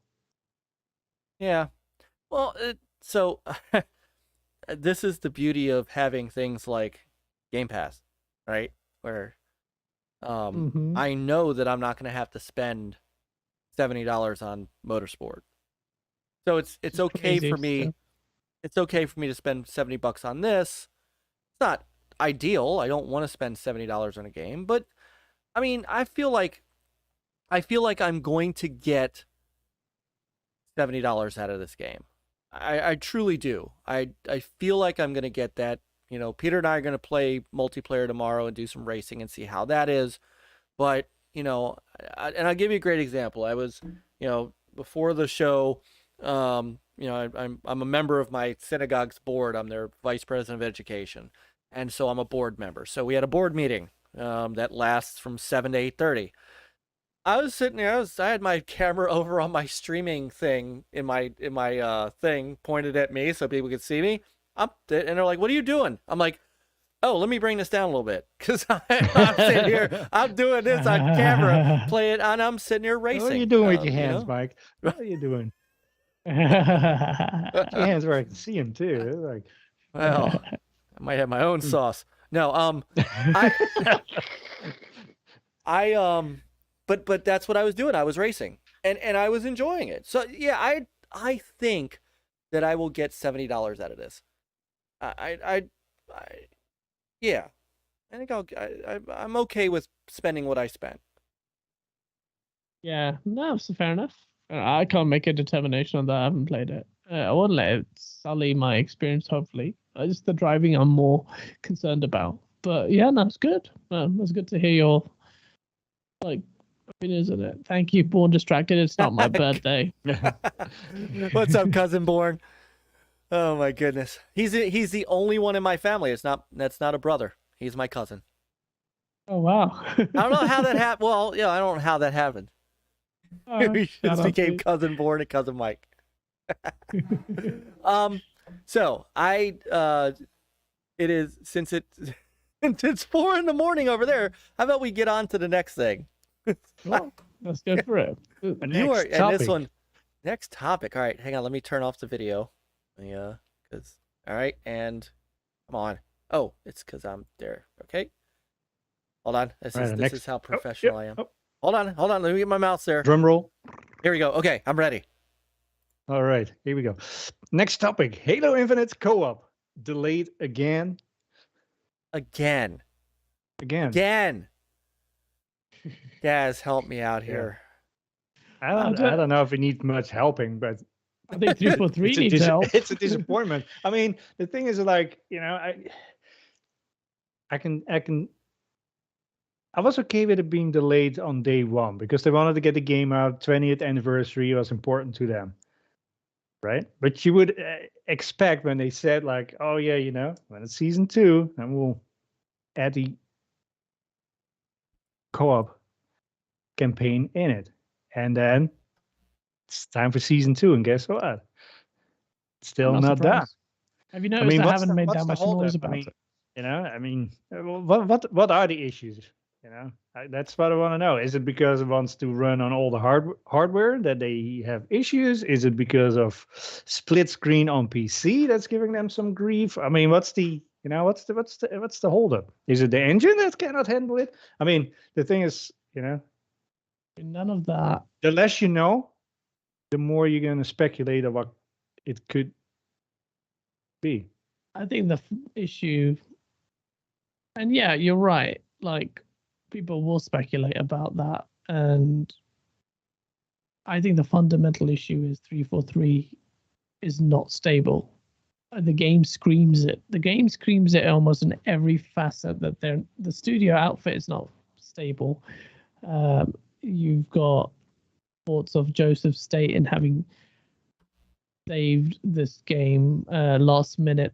The campaign content is so bare bones. Like, look at something like Elden Ring. I get it. That's a different kettle of fish, but we only had one biome in the bloody whole entirety of the campaign. There's no, like, the series is known for having multiple biomes. The series is known to have co-op at launch. The series is known to have a whole host of things, even like Forge for a long time. So, like, this game it's a sign of 343, and it really is in trouble. Their heavy reliance, almost 50% of 343's workforce is made out of contractors. You've got a contracted third-party outfit apparently working on a new game mode. You've got and what's funny is Joseph Staten ever said, "Oh, thank you so much for being so communicative." 343. They did say in the announcement that, oh, co-op we've got co-op running. We just need to make sure it works. And I didn't believe that at the time. And now we're finding that they've, well, say delayed it. It's launching in season 2, but not day 1. It's going to be sometime later. And I'm just thinking, well, okay. But at this point, the game has so many fundamental issues. Like, they prioritize their microtransactions over the day 1. They have some odd, pretty steep pricing for it. They're trying to sell you AI packs that have been ridiculous. They're sending paint color packs, contrary to what they said about millions of day 1 customization options. You can't even mix and match them the way you want. Yeah, the Tenrai event, that was a complete farce. You had Big Team Battle not working for a month. You haven't got bloody region filters to this day. It's not even there. It's not even built in. This is a fundamental feature for a multiplayer game you want us to take seriously. Apex Legends had that. Why doesn't every other game has region filters? You've got people in South Africa and Australia can't come. You've got desync issues. Desync issues so fundamental. The game is like broken, and they released a. Look at this. I'm looking at it right now. They're addressing critical issues. Halo was it's a flagship title that's what it is. It was one of my top franchises of all time. For it to be bastardized and treated like this, and you've had multiple strikes. You've had absolutely god-awful fiasco with Halo the Master Chief Collection that was broken for years until they sorted that out. Then you've had Halo 4 with this multiplayer that literally tried to copy and paste and emulate Call of Duty. You didn't have. That's such a bad thing to do if you're really a new studio and you have no vision with something as fundamental as a multiplayer. So what does that say about the studio? Fine, with Halo 5 you brought it back. Then you had an incredible multiplayer mode with an incredible mode that I'll talk about that in a bit, but the single player was a joke and it was poor. Fine, whatever. You misled us with your advertising campaign about Agent Log versus, this was misrepresentation really. But fine, maybe you didn't know how to do your story right. And Halo Infinite, the story I've talked about, and I said I've had a video on it and why I think it's poor. Some people like it, fine, that's divisive. But the content isn't there. And I'm surprised by the lack of pushback from the community about give us more content updates for what's happening with the campaign that literally ends on a cliffhanger and is an startling example of why live services are bad. It can take away from day 1 experience. But the 343 is coming after your microphone. Damn. Well, I'll take this moment to thank Dark CMF for another $10 super chat. And he said, in honor of Gaz's birthday, someone gets a 3 months of Game Pass Ultimate. And he provided the code. Very generous, man. Very, very generous. According to Project Jeff, the code has been... somebody got the code, so congrats Hasselhoff whoever got it. Brother Hasselhoff got it. Of course, it is first come, first serve. Nice job, Hasselhoff. So, well done. And thanks, Dogsy, man. He's very generous. That's not my bad thing. So I've been the most vocal about the campaign co-op, and some of the broken parts, and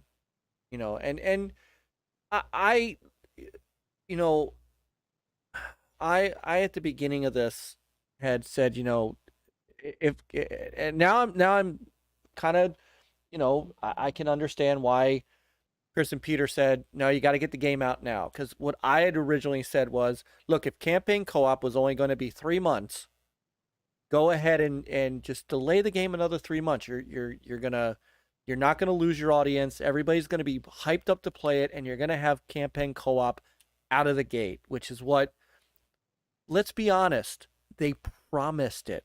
Like, I remember when they announced this game and they talked about this game and it got such backlash for split screen co-op not being in Halo 5.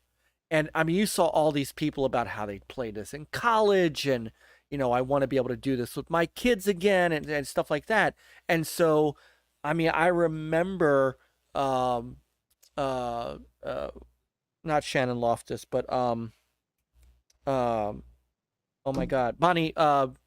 Bunny Ross. Bonnie Ross saying, we hear you, and this is a priority for us to get this back in the game because we hear you. And I've seen all the jokes today. Returnal is going to get campaign co-op before Halo, and it's not even. I want to draw attention to this first, because you're, in my opinion, you're dead on, and I know Peter and I don't agree on all of this, so I'm not speaking for him, I'm speaking for me.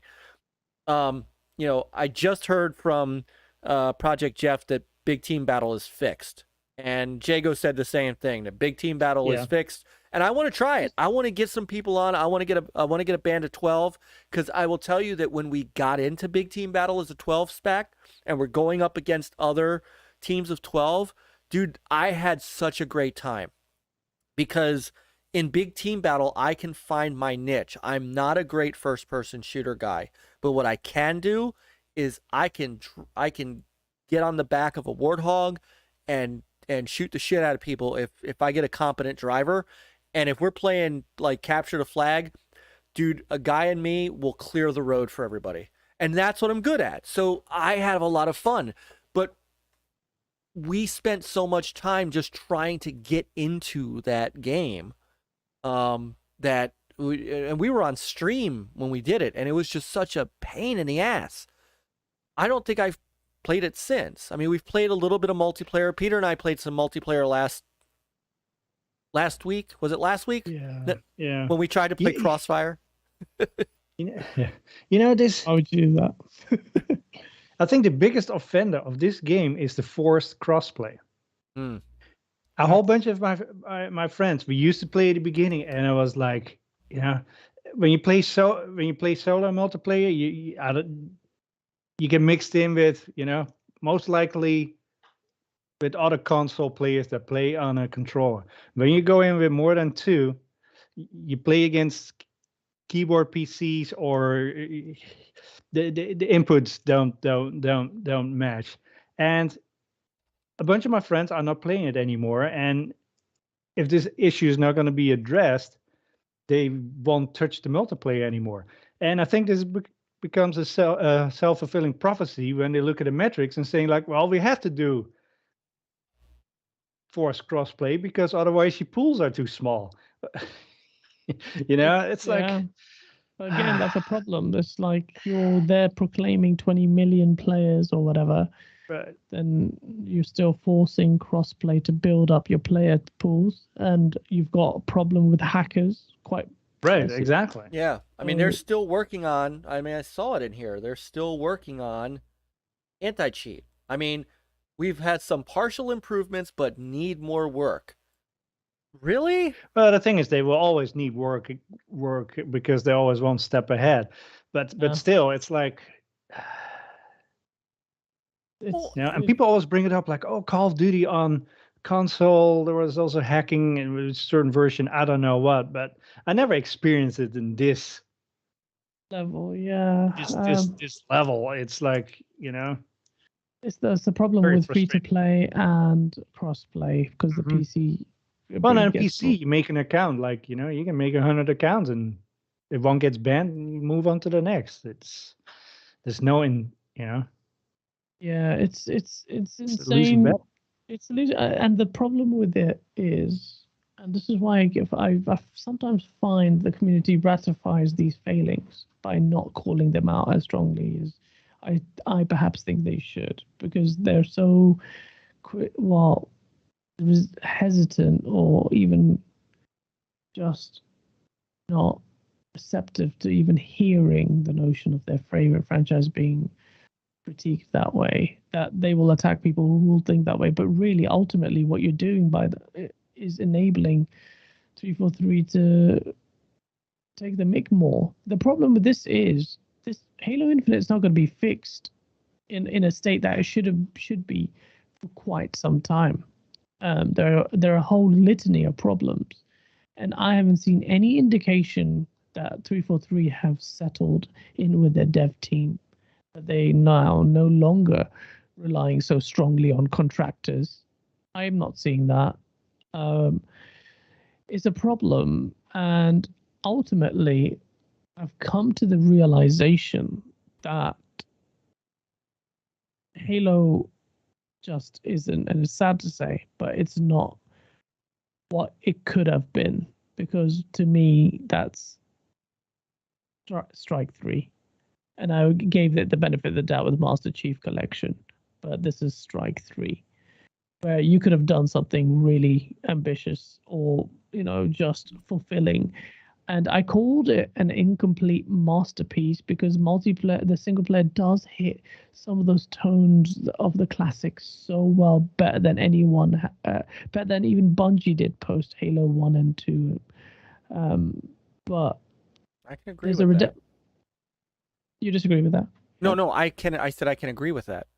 Okay, yeah, no, I'm happy for any dissenting opinion, but it's just like, I just feel dejected by what 343's handling of it is. The self-patting on the back and the communication. It's like I'm like, wow, I'm shocked at how free to play it actually was, how much they prioritized the monetization on the smallest things, and I'm like, what goodwill do you have? You can't even maintain the integrity of the competitive sphere. You got hackers running through. You don't even have region filters, man. Every time my ping just bounces, the game fundamentally changes for us UK people or everyone outside of America, because the European servers, that doesn't know why, it just skips from 30 ms to 130 ms. It just changes the game completely in terms of the competitive value of it. I play Apex Legends now, and I am reminded how good, even though Halo's multiplayer, the game is good, the mechanics are great, it's peak Halo, but not enough maps. Two maps for season 2. Are you kidding me? Like, what are you doing? Why Halo 5 launched with more content in this space of time post-launch than Halo Infinite, a live service game. And the most hardcore of Halo fans are calling it out. And I just don't think it's good enough. People will stick by it. One day it will be good. They will have all the content, but it's the Master Chief Collection. Yeah, but is it going to be too late? I think it is too late in terms of the day one momentum. I think the day one momentum and that is gone. And you'll bring people back like the Master Chief Collection did. But it's like Anthem. Anthem was really good, and then it fell flat too. It's like, it had a good promise. Promise is there. I mean, the game is there, but it's just not. And this is where I have the problem, and this is where I feel like, I go back to the original Halo. I was playing Halo, because I want people to understand. I'm not coming from Halo 4, Halo 5, Halo Infinite. I played System Link on the original Halo. I was there figuring out how to get my modem to work, with a VPN so I could System Link with people online. I mean, I was there at the beginning. And I was one of the ones that liked 5. Like, I really liked 5, and everybody told me I was nuts. So that's how hardcore Halo I have always been. Here's my issue. Priority 1 is addressing critical issues. Okay, I'll buy that. All right. Priority 2, shipping season 2, not co-op, shipping season 2. But wait, so okay, fine, shipping season 2. Somewhere in here I want to see, and season 2 is coming with multiplayer, right? So get all this. Okay, here's some neat stuff. Here's some priority number 3. Campaign co-op, Forge, and season 3. So I'm reading this and I'm like, what? Are you kidding me? They can't even tell you when it's coming. For all we know, campaign co-op's either going to come in late summer or shit, it could come in the fall, right?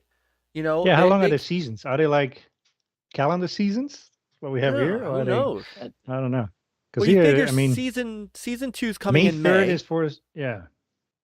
I think there's a number of days. So but, November, yeah. December, and remember, a month ago, Joseph Staten couldn't even tell us what the roadmap was. They didn't know a month ago what they were doing. And then, so this is, I'm like, okay, so by the time this gets to summer, and look, Chris and Peter said something that is true. You know, I've gone back and played Master Chief Collection.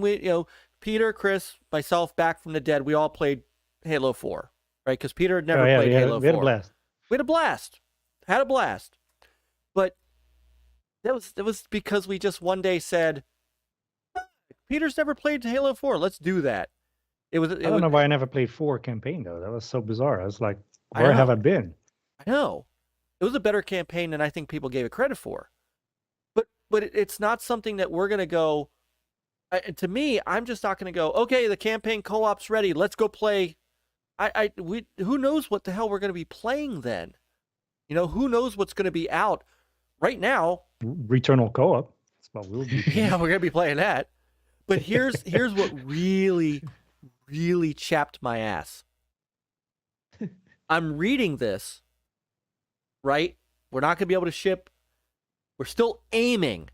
Aiming is an operative word. Keep an eye on this word. Aiming to deliver campaign co-op later in season 2, right? I mean, they were aiming it for a long time, so. Right. But then, probably even after that. Speaking of season 3, while the majority of the team is tackling hot list items, shipping season 2 and working, there are also many folks already hard at work on season 3. They haven't even launched season 2 yet. And there's people working on season 3. Well, yeah, but season 2, if you want to launch it on May 3rd, you know, you're practically almost done. You're just, you know, in the sense of like, you know, you're just finishing touches and debugging and all this stuff. True. Season 2 is absolutely limp. It's 2 maps. They're fixing bugs.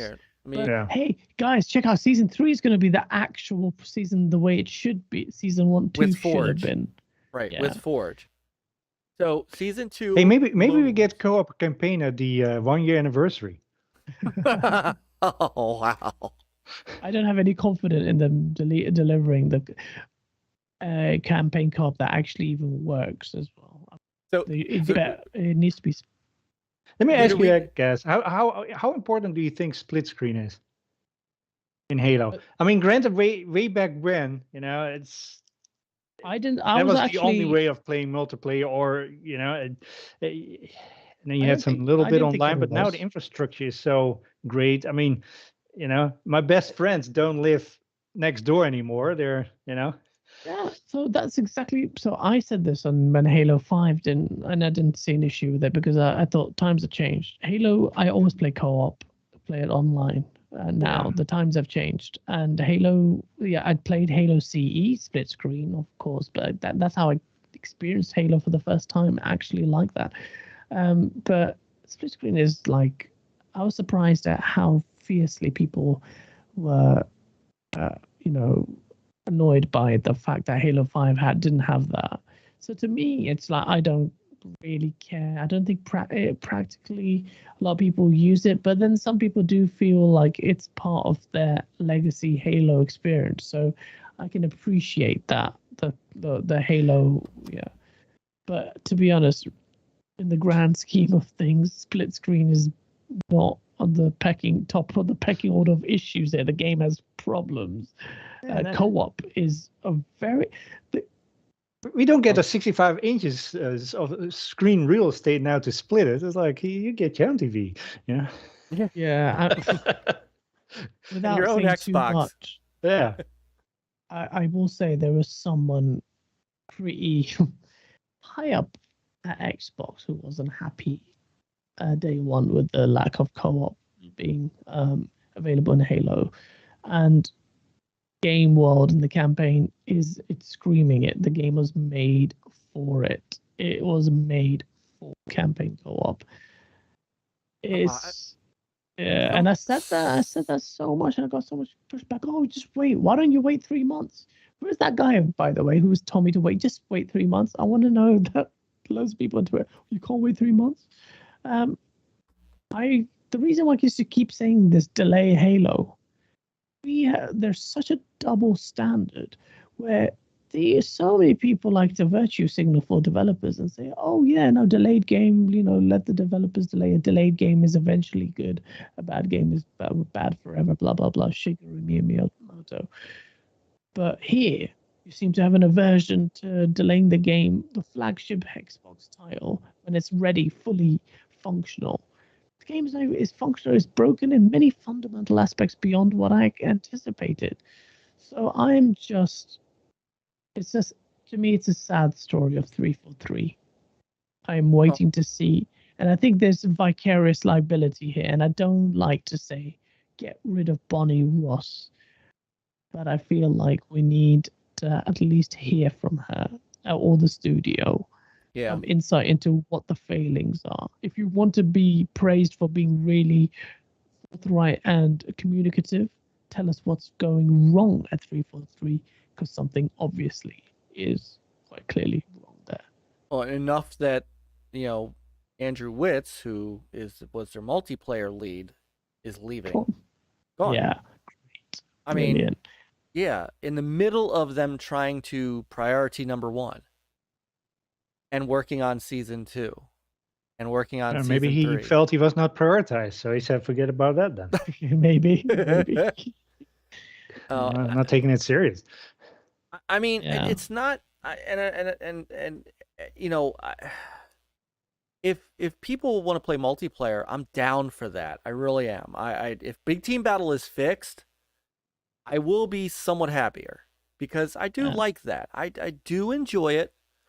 Even when Peter and I just do a little bit of, Team Slayer online, and we go up against folks and do some Fiesta mode, we have a good time. That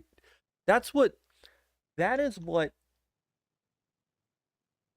bothers me so much about this, is that there is underneath a good game.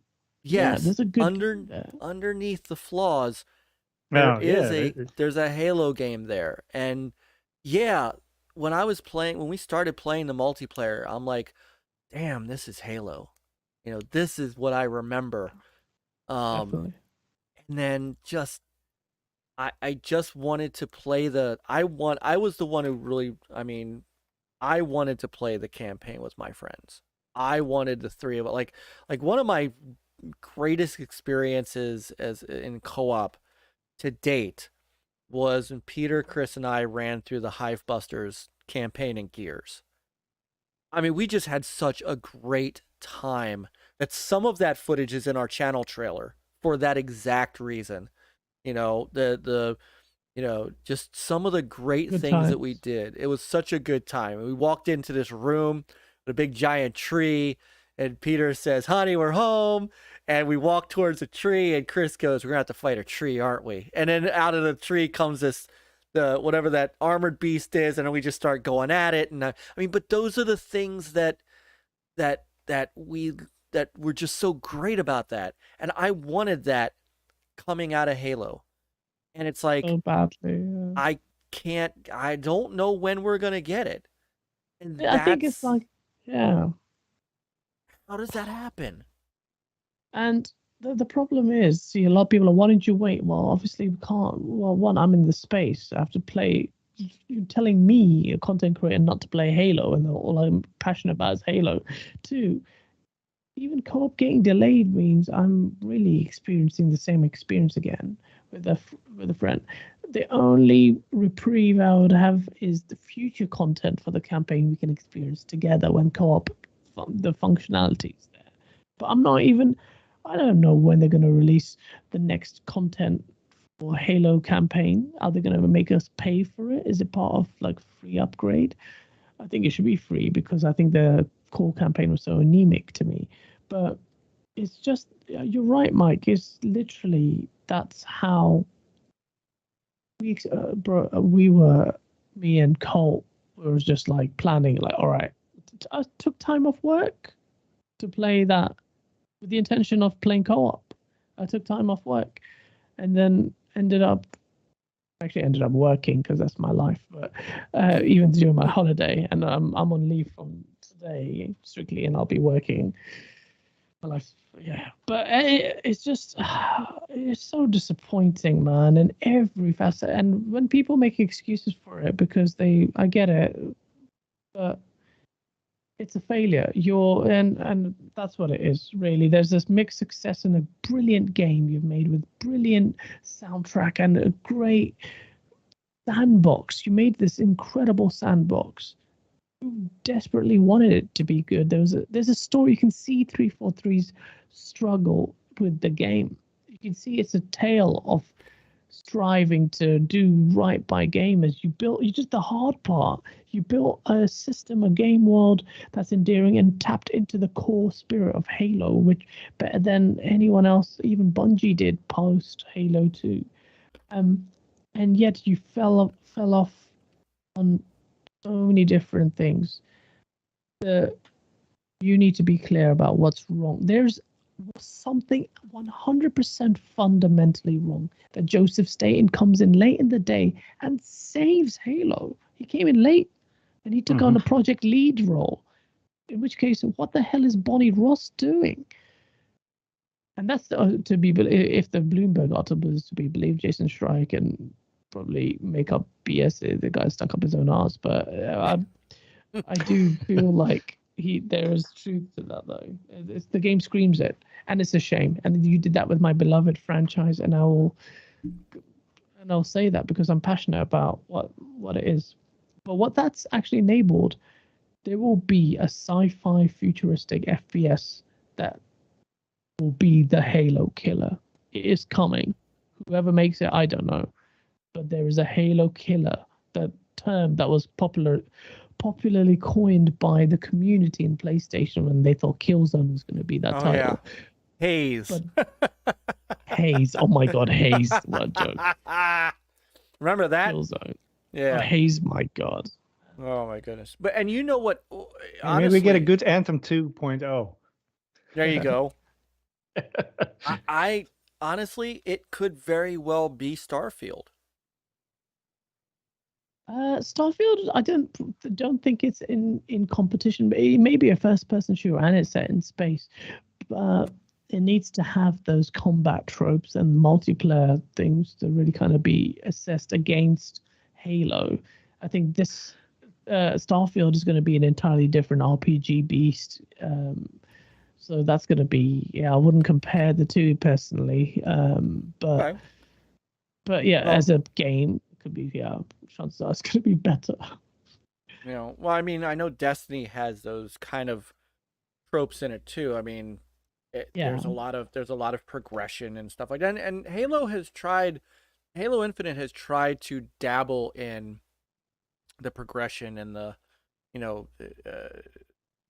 I did like the abilities you had in upgrading your suit and things that you did not have before. Hasslehoff says his kid goes as the crazy funny guy with the sauce. That's sweet. See, I told you, kids can watch this. See how it says I leave for 3 minutes. I missed the Schreier rant. I tell you, you know what? Let me hold on to this for a quick second, because what you didn't, what I don't know if you know about me, Gaz, is I back in the 2000s, like from about 98 to about 2007, I mean, Next Level Gaming was a website. I worked for Dreamcast HQ. I was a journalist. I went to E3. I did the tour. I did the work. I put in the time. I still have my dev unit Xbox 360 back there. I still have, tchotchkes from, E3's past. I did this bit. I'm still kind of friendly with Peter Moore, guys like that. I put the time in, and man, Schreier just annoys the crap out of me. He just there is something about him that is so just, I have to be the the hell was that guy's name? He was he's got to be like the Woodward and Bernstein of the game industry, except he sucks. And he's wrong a lot. He goes and tries to hurt. He does his job to try to hurt people, and that annoys me to no end. I agree with you. There's a reason that Bethesda and other companies blacklisted him at Kotaku. I mean, he's just no good. And with that, I just think one thing that really, I mean, the guy, he has that kind of that weasel. Sam says he's a weasel. He's got this thing where you see the whole like Source Bloomberg, Source Bloomberg. He's like, he will eat you alive for a story. That kind of typical, like that kind of journalist. What I didn't like was the way he. It's so funny that he did that, and he leaks so much stuff for developers like that were working hard on, and then he went off on a rant that someone leaked an article. He thinks he has a monopoly on the internet, but when he went after some devs he went after some dev unit with like 15 devs, and like, oh, this is exactly the problem. You couldn't like representation, and they were all white males. I'm like, they're like 15 people. And you're literally, they've just started their journey. They've just made a post on social media, say, hey, look at our team. We're working on a new game. We've just formed a new studio. And he goes, this is your idea of representation in 2020, whatever the hell it was. I'm like, mate, what are you doing? Like, you've literally just made a thing about race. They probably weren't even thinking about it. They've literally, a group of friends or whatever, they don't actively have a quota to have like, what are you doing? And you literally just now that's poor guys have just set up, and now that's them known as the studio that was called out for lack of diversity, and we don't know where they are, the region that they may have had applicants from other horrible take, and that's where I lost any sympathy for him. He blocked me because I just said, hey, how are you attacking David Jaffe for apparently saying things he didn't say when the guest was on his show saying the things he said? Block. And then I said, and this is the problem with a guy who I do not like, that you cannot even entertain the notion of discourse. You will block people and then carry on having your conversation. Nah, you don't get to escape. There's no escaping the source. And I will make sure I will ridicule you to the ends of the earth. You do not get to escape. That's what motivated me straight away. When he did that, I'm like, right, guys, I know what we're doing. We found our comic book villain. This guy, and I know he watches all of our shit because that. Sorry, I shouldn't spoil. Because he. It's okay. I've been cussing for the last hour, dude. You're good. Oh yeah, sorry. Yeah. You're good. It's after 11:30. You can cuss. Okay, that's good. I'll try and maintain decorum to a certain degree, but you don't want to give me free rein to swear. But it's what was I saying? Let's say he watches our video because he blocked our friend Safe, who plays his character, and he never tweeted. He was just there in his account. He found out where he was and he blocked him. The guy keeps an eye on everything, but just as much as he does, so do I. And I will not tolerate any that. You can come at me, you can say whatever, Gaz is tasteless, the content is this and that, have that conversation.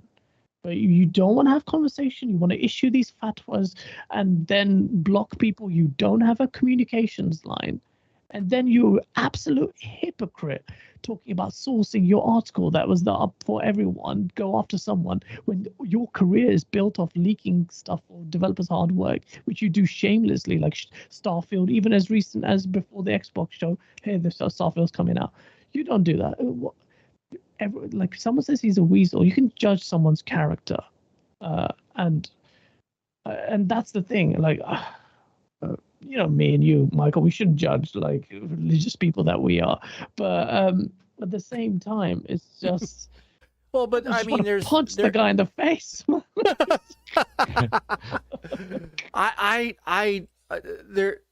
And typically I don't, and I don't. engage him because I know the minute I do, he'll block me because he has. I mean, he's a classic narcissist. There's that piece of it. I mean, he checks those boxes. He's got to be the smartest guy in the room. He does not handle criticism at all. He and I when he does that, I have no respect for him. You know, when you're willing to shut conversation out, like I can understand people if he blocks somebody who calls him, calls him names or says he's says he fellatiates something or whatever that. If you start personally attacking him, I'm trying to keep some decorum too. If you are personally attacking him, yeah, I get that. Like trust me, people have been personally attacking me for the last 6 months over the Amico stuff. I just block those people and I move on. I don't care about those people. But if you come to me with a legitimate want to have a conversation about something you disagree with me about, I'll have that conversation. And a lot of times that grows respect between the two people that are conversing, right? Yeah. And I have a great deal of respect for that. I have no respect for Jason Schreier. I have none whatsoever. He's a, he is what is wrong in the game journalism industry right now. He just is that self-serving. You hit the nail on the head there. Like, what does he exemplify it? Other than breaking the news because of his status, then the contacts that he has, what does he exemplify in the space that is an example for other people to follow? What? Someone who rigidly and aggressively attacks people for his monetized content behind a paywall, really? Or shutting down conversations or blocking people. And then getting on a moral high ground. I don't understand. It's good though, because I find that I come across very little resistance when I come after Jason Schreier, because generally people are he's a bit of a cock, isn't he? I'm like, yeah, he is. Now my friend Safe, who plays him, didn't know much about him, and I said, look, we're gonna do. I think we were supposed to do the things. We had such a funny idea, the Source Bloomberg thing. We had such a good skit idea, but then things happened personally that couldn't make that video, but I shared it with him, and Safe was like, Safe didn't follow him that much, and Safe, other than the fact that being blocked by him just because he plays his character. Safe goes, my God, he is generally a dickhead, isn't he? I'm like, well, yeah, that's why we go after him because he's just such a melt. That's what he is. He's a complete mess. A UK slang for he's just a melt. He's just Hold on, I'm looking that up. Don't tell me what it is. I'm looking that up. Yeah, it's like melt, MELT, like melt. Yeah, melt as in melting. He's just a melt. So like, I think it comes from like just melting, like ice cream. It's like a negative connotation. A lot of our London slang comes from Jamaican patois. Hold on. You go on Urban Dictionary melt. Oh, it's because they think you're over the top or pathetic. Okay. Yeah, pathetic. Oh yeah, he's Yeah, he's I get it. Yeah, but it's just I don't you want to dwell on it. Sometimes I just want to give the person a chance to speak to them, but this comes to a point where you just think, and I'm sure people think that about me as well. It's like, he's too abrasive, he's just his voice and blah blah blah, and that's fine. With him, with people generally, I tend to give them a chance.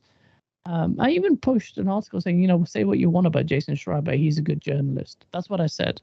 But I kind of regret making that tweet because, well, yeah, I do, because in hindsight, a good journalist also has some integrity and consideration, and he didn't have that when he came to call out those developers for just being the race they are and not hiring people. It's a weird, like, I just and anyway, enough about Jason Schreier, the melt. But yeah, he's just. And I find that in the gaming space, there's a lot of a lot of things I don't hate. I'm very chilled on Twitter, but one thing there's so many snakes in the space, but two, the virtue signaling, and I'm not talking about any political view. I'm just talking about the virtue signaling generally about or making like, don't do this. There's a character that recently unfollowed me, and we have unfollowed each other because he just has this thing of telling people how to be. Don't do this. Don't do that. You're not my dad. Why are you trying to govern discourse on Twitter? Like, I hate people who do that. Don't do this. Don't do that. It's just like, stop giving me speeches on Twitter, and like that kind of stuff. That annoys me. Jason Schreier is just a level beyond that. Yeah, and then that's the only bugbear really I have in the industry. Other than that, I want to carry on being loud, abrasive, with just funny content. Myke, yeah, I'm just gonna do that. At least I can make someone laugh instead of Jason Schreier just pissing. I'm trying to think who finds you abrasive. I can see why people find. I know people who, you'll be surprised. I can mention really names, people. I mean, who are very. I see it for what it is. It's entertainment. And I would say Paris Lily. Paris Lily's one called me out, and I called him back out.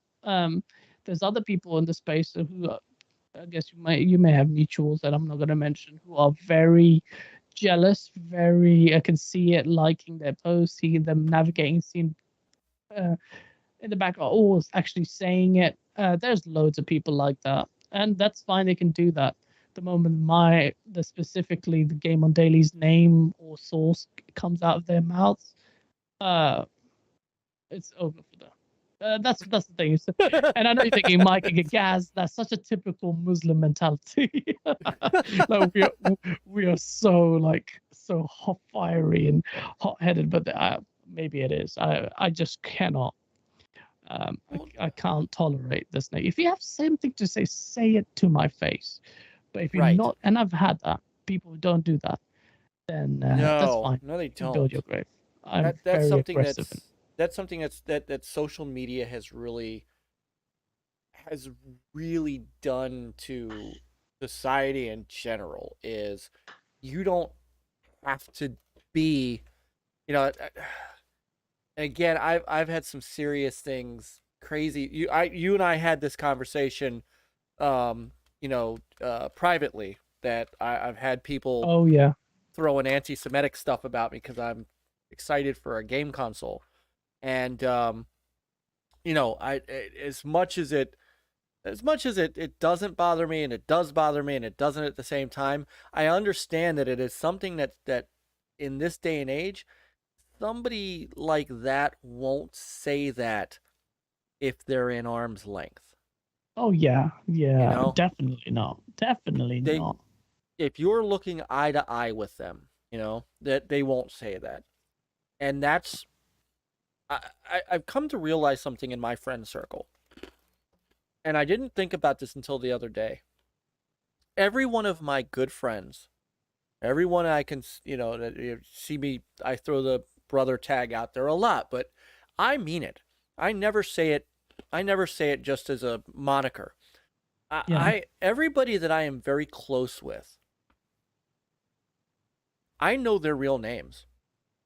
I know I can talk to them like, there's the one good thing about the internet and about what's happened to the game space as we've gone from, 8, 16-bit, 32, all the way to now, is that you're not bound by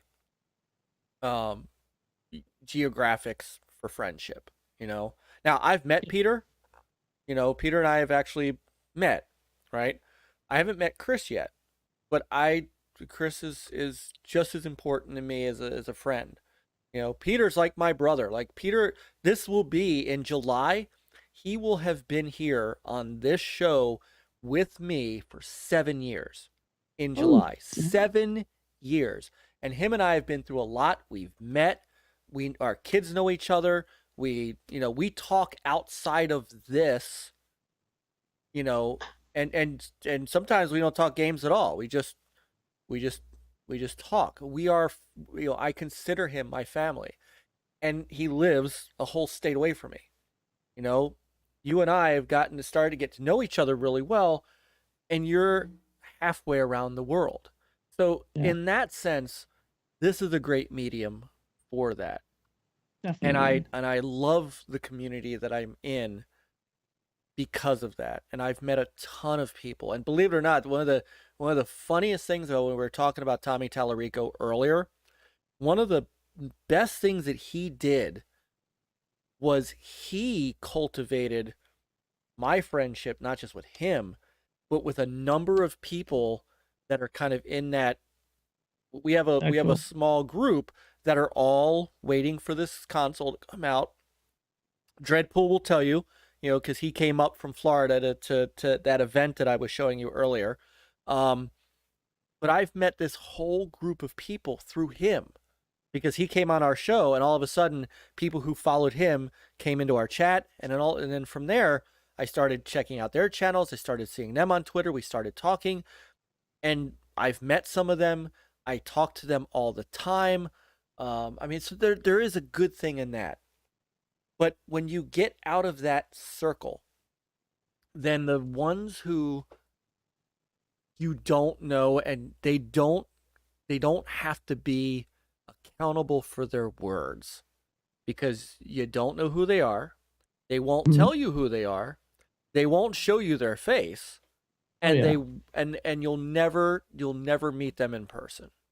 Because if you meet them in person, they would never say the things that they say about you or me or anybody else that gets attacked like that. They wouldn't. Oh, definitely. Oh, those random people. So that's why I reached out to you and I said, because I don't know how it affects, because you're quite strong-minded anyway, which is good. You kind of need thick skin in this space if you're content creator. Wait, my battery died. I can't hear myself. I can. Can you hear us? I can, guys. How am I?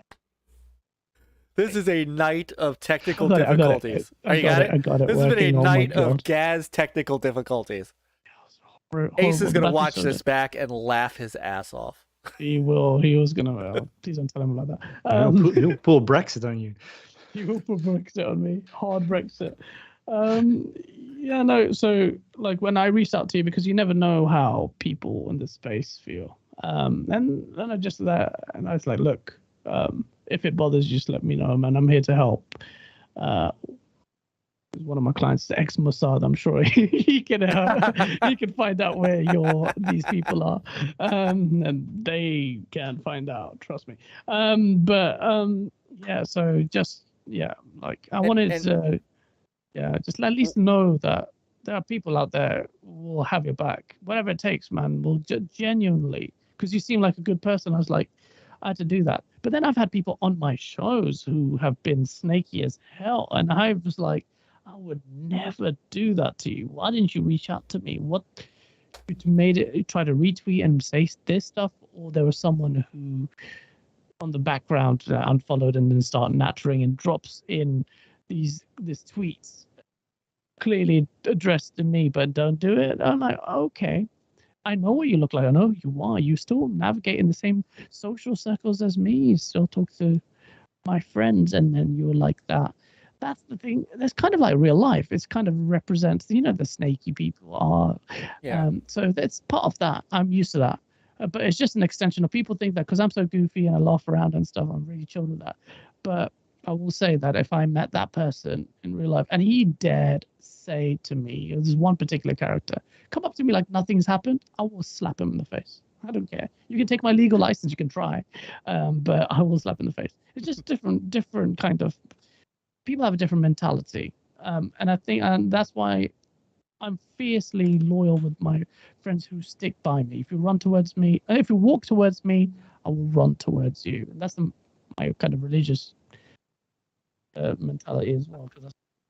But and I got to tell you, and since you said that, I what that meant to me when you reached out was the world. I mean, and especially since we talked about, we talked about, I'm Jewish, you're Muslim, and that didn't matter, and that which it never should. It never should. Yeah.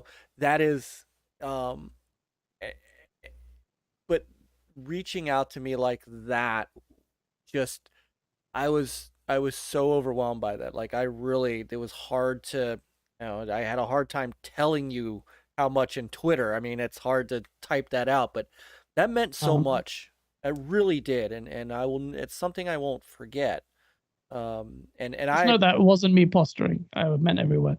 no, well, you're here. I mean, you've been hanging out with us for 3 hours now. So yeah, I know that, and I know that, I find you to be a great guy. I find what you do to be enjoyable, and I will definitely have your back as well. There's just no doubt about it.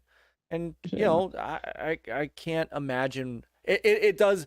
I don't understand anybody that wouldn't, I mean, what you do for fun. It's never I've Yeah. never seen anything malicious come from you in any of the videos. And your show is like it is funny. I think Dread tweeted out, "Do you want to know what mellow cat is like? Check him out here." And I mean, look, this is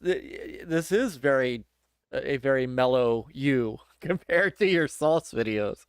But Definitely. You don't want me to scream at 5 a.m. Are you crazy? No.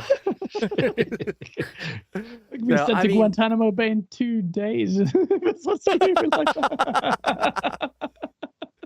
Oh my goodness. Yeah, Dread, first name Dread, last name Pool. Very good, Peter. No, and thank you, Dark. Thank you, Dark. He said, in fact, I've never met Myke and only been here a handful of times. We follow each other on Twitter, which we do. And I see you in other chats, of course. And my take is he's a generally good person. And I appreciate that. And I try. I mean, my dad was that way. It's like, you treat people like they should be treated. You respect people until they give you a reason not to. Sometimes sometimes that comes back and bites you in the ass, which but I don't know another way to be.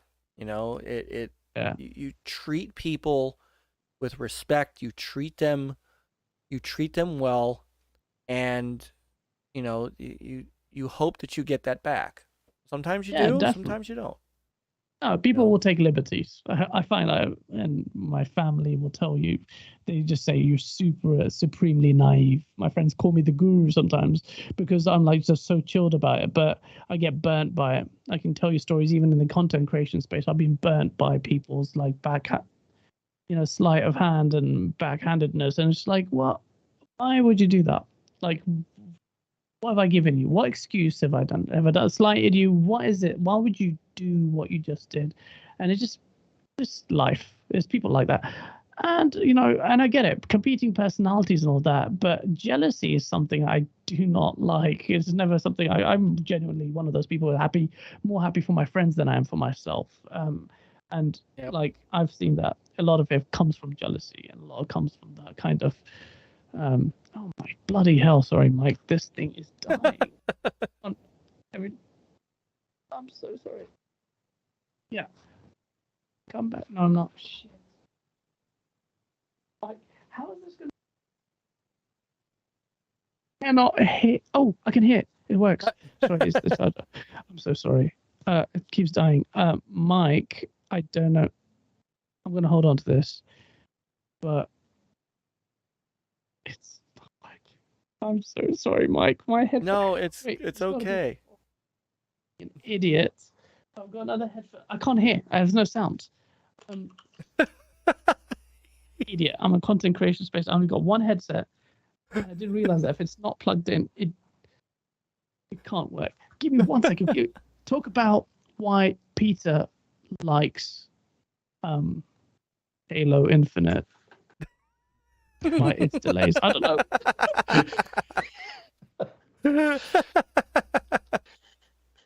I think I've resolved it. Okay. I've plugged it into a different port. I'm so sorry. It was a very quick conversation. Yeah. I'm just kidding. Yeah. I sorted that out. Okay, now I know. But yeah. I mean, I'm sorry, I'm waxing lyrical here, but no, it's okay. Yeah. You and I mean, the more we talk, the more I feel like we're cut from a similar cloth, and that, you have the right attitude, right? It's I always feel like, when people have to be like that, it's a them problem. It's not a you problem. It's a them problem. Yeah. You know. Oh, definitely it's a them problem. I'm not changing. I'm overtly stubborn to the point where I will just be myself. I know I have no ill will towards others. I don't have that kind of jealousy factor. I just have this drive to do well for myself. If people want to be negative towards me, that's fine if they want to. And I've just begun. The source, I can completely understand why it's not for everyone. I can completely understand why some people might just not understand satire. People can't even have conversations right now. Tomorrow's video will probably trigger quite a few people who might accuse me of something. It's that wild. But I it can't wait to makes no see it. sense. Yeah, 'Cause I me think I either. know. It's I like- think I know what it's about. Yeah, it is. It is what about Shavira, the It's about PlayStation Shavira. fanboy. But there's an angle I take here. In the modern day, you can't really do these things, I guess. Apparently, but I can because I am allowed to, I guess.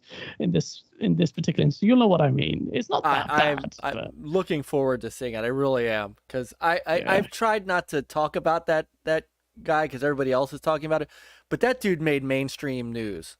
I mean, amazing Vice record. how do you do that? And you come to find out he's not really a doctor; he's just an He's an anesthesiologist. anesthetist. But at that guy, Peter, do you know what I'm talking about? You've seen this, right? Oh yeah. Okay. Yeah. Okay. So this guy is responsible for making sure the patient doesn't die from Well, the and also anesthesia. doesn't feel anything to begin It with. doesn't and feel then anything, you right. want to make sure he doesn't die, because Right, then he he's won't sitting feel there- anything at all ever again. He's sitting there taking I can just see he's taking a picture of this dude's medical history, and the guy starts screaming in the background. Ah! Yeah, you know, he's in because he's cut open and his insides are on the table. I mean, how utterly stupid do you have to be to do that? All because Clout. you're fighting some phantom war about a piece of plastic. First of all, how do you get a germ-infested phone in the Into the ER room? room. It's like, what the heck are you thinking? He might die of an infection of some kind. Man, My it's God. that I is can't- just ridiculous. So dumb. It's so stupid. It's So he's it's not so a stupid. doctor, but he did stay at a Holiday Inn Express the night before surgery. Yeah, it was so. that was Even a that wasn't definite. upgrade. I mean, that was a want to get away moment. I mean, that Oh was man, that was the workplace. I mean, what's the logic? Did you not think? You've got the patient's name. You've got your bloody workplace name. You've got your name. You've got so much detail caught there, and the place has been ridiculed with reviews. And then he had the audacity. Does anyone really believe he got the patient's consent to that? Do you really expect? Well, me you to drug him believe up, and that? you get any consent, right? Yeah. Oh my god. Yeah. Exactly. stuff. Like. Yeah. Exactly. Oh. Hey, I'm gonna make a PlayStation video. Can I show your? Yeah. Sure. I'm Sure. just gonna post you on Twitter because I have this feud with people of a plastic box that I have to defend, whilst ridiculing them for being stupid. That's what he does. You guys are so stupid. You guys are so stupid. And then he does the stupidest thing in the history of console wars that it makes mainstream news. In fact, I should write that down. That's a good monologue, kind of, because I still need to film my monologue for the video. Oh my God. But yeah, it's man, it's so like you just made of all the fanboys in the world, you just proved exactly what the source is about. Is that Yes. it's one contention. You just did it. It's such a gift. It's such a gift. I'm so grateful. I'm so grateful to you. This guy is featured in so many of my source videos because he has such terrible console warring traits that are always wrong. In this video, I talk about so when these things happen, I kind of build a database of like what people are saying and just like, what the hell? Okay, let me save that because that's source material. That's source material. And I had Shavira's posts already saved before this incident because the guy has dog shit takes, and him and his rest of his ilk are the same. So it was so funny. I found it so funny. And his apology video was so lukewarm. Really kind to say, hey guys, yeah, it was stupid. I shouldn't have done it, but come on, guys. It's like, you don't even feel sorry for what you do. And not that I care if whether or not you feel any sorrow. You just gave me material. That's how I see material now. You guys are just like, it's horrendous. But it's funny. I mean, it would be like, I can't, I'm trying to even imagine what it would be like. I'm an IT guy by trade. It would be like I'm at a client trying to fix their network, and I'm like, hey, here's the client. This is the client's name and their address, and, right? With all their IP address, Yeah. right? With all their right. I'm at a medical place trying to fix their machines. Here's all this HIPAA information off of a patient.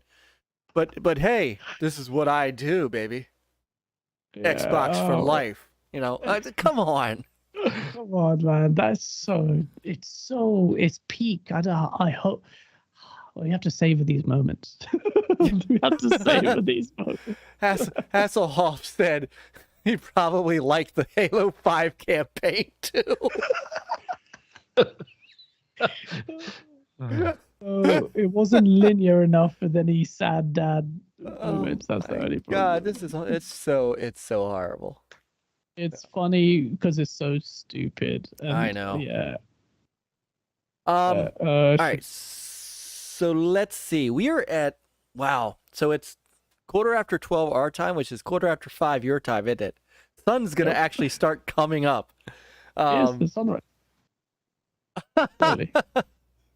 So I want to start winding down because you really honestly have given us some great of your time, and I know you probably need to sleep. And I seriously, I can't thank you enough for taking the time. You know, it might be a couple years with your schedule, but you know you're welcome back anytime you want. No, absolutely, man. Like, this really is the schedule, but other than that, I'm more than happy to come on. Yeah, and I know you, like 4 years ago, you invited me to GameOnDaily, and I never responded because I didn't check my other Twitter. But oh man, I will definitely sort that out. Very in the immediate future, we'll sort that out. Yeah. But yeah, I mean, did I reach out to you? You did 2 years ago. Yes, and I didn't see it in time because I don't check. I for whatever reason on my official NLG Twitter, there is the message request area, and if you don't see it, you don't know a message was there. And I'm like, oh no, he had sent something to me like 6 months ago, and he probably thinks I'm a dick for not responding. So, I don't know. It's okay. Oh yeah, I found it now. The original NXG. Yeah. And I didn't respond to you for like months because I had no idea that it was there. So I'm like, oh my God, he's never going to invite me now because. Oh, look, I'm looking. Look, I'm reading the DMs between us. This was in 2020, October 15, 2020. Yeah, it was in 2020. And I meant to, this is what happened. I meant to message clowns, Italian clowns who mentioned you guys. And I said, yo, do you know who these guys are? Oops, wrong person. Well, this is embarrassing. I was going to message my buddy Clowns, asking if you know who you were. So I messaged you saying, yo, but the first thing I ever messaged you was, yo, do you know who these guys are? And then this is the funny part. He goes, well, now this is awkward. Basically, I've said, I've noticed you're having Tommy Tallarico on the show. The guy is a legend. That's how you came into my sphere. That's mad. So we talked about Tommy today. We did. Gas is almost out of battery. Yeah, it's out of battery. Oh my God! Yes, you are blinking. Oh no, not again. Sorry, I've got a solution. It's all going wrong today. We'll keep it going. If it changes, I will. Hey, it fits our channel though. It's okay. Yeah. Look, for once, it's not me having that problem. I am usually the one, if you watch this show for any length of time, it is me that has the technical difficulties. I am just happy it's not me for once. Oh man, I'm so sorry. Don't be. This has been an awesome show, man. I really I mean, I was really glad that you were able to come on with us and you know, and see, Hasslehoff says, nice to see someone in the gaming sphere know who Tommy is. So many younger gamers criticize the guy and don't even know who he is. He's a And legend, man. that's the truth. You know what? When this thing gets closer to its launch and stuff like that, I'm actually gonna connect you guys. Oh, mate, that would be legendary if I might got to meet him, man. Just to have a chat with him would be amazing. I will try to get him. He's kind of I wouldn't do it now, yeah, because he's kind of keeping low profile on social media because he's, you know, they're really heads down right now and trying to get things moving. But once he's opened up a bit, I'm actually gonna. He said, "Hey, shoot me the link to this later so he can go back and watch and he can get a look." Because people have been banging on him because, you know, this thing has been delayed for a while and it's not really built for retro gamers. So retro gamers have taken offense to the fact that it's not for them. So he's got some of the attacks on him in the gaming, in that retro gaming sphere, have just been outright just Schreier like. So that's interesting. I would like to, well, if I ever have the opportunity, you don't have to feel obliged to do so, but I really appreciate the sentiment. But it'd be good to have a frank conversation with him on that, like even maybe on the show or something just to say, well, address it. What is it? And maybe even, well, definitely you have to understand, I have to approach things through a critical angle and say, well, is that relevant? Do you want to address people? Is there potentially a problem there? Is that a misgiving of your product? And you know, that just have that conversation. If you either have it on air or privately, I would just love to. I genuinely just want to talk to him, but you don't feel need to do that. But I will work to make that happen though, because he really is a good guy and he's very open. Like I said, by no rights should he have ever been on our show, B, kept talking to us afterwards. I mean, Peter, how many times has he been on? 4 or 5 times?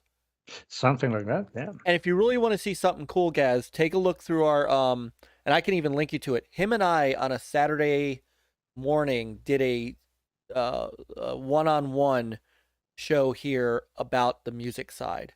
And if you want to really get to know what his musical legacy was, it's a great show. And in fact, I yanked my piano. I will. I yanked my piano over here, and I was actually playing some of his stuff back to him. So I mean, it was a great, it was a really wild conversation, and you know, we talked about his cousin. I mean, you know who his cousin is, right? Ooh, no, I don't. Steven Tyler. Aerosmith.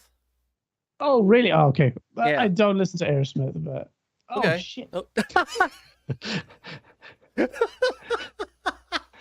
In a sauce when dark. It actually died. Wow. This is hilarious. This is awesome. This is not gonna be me. like, is that the guy who can't sort his equipment out? That guy. See, Dread says too, Tommy is very cool in person. Yeah, he seems like it. That's the thing. But his cousin is from Aerosmith. That's insane. Yeah, I never listened to him. He's the lead singer from Aerosmith. Yeah. So, Hasslehoff, his dad is still kicking. He's, you know, he's of course, you know, he's not doing great, but he's still kicking. So, I will pass on. Guys, don't worry about not listening to Aerosmith. I like the Halo 5 campaign, and Mike likes the Halo 5 campaign, and we still like him. Did you really like the Halo 5 campaign? I did. I liked it. I take back every nice thing I said about you.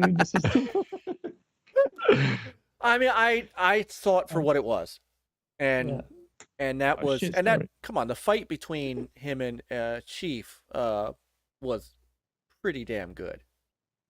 Oh, come on, Mike! It should have been the advertising campaign made them. I know. So I will grant you that the advertising campaign totally sold a different game. I totally understand that.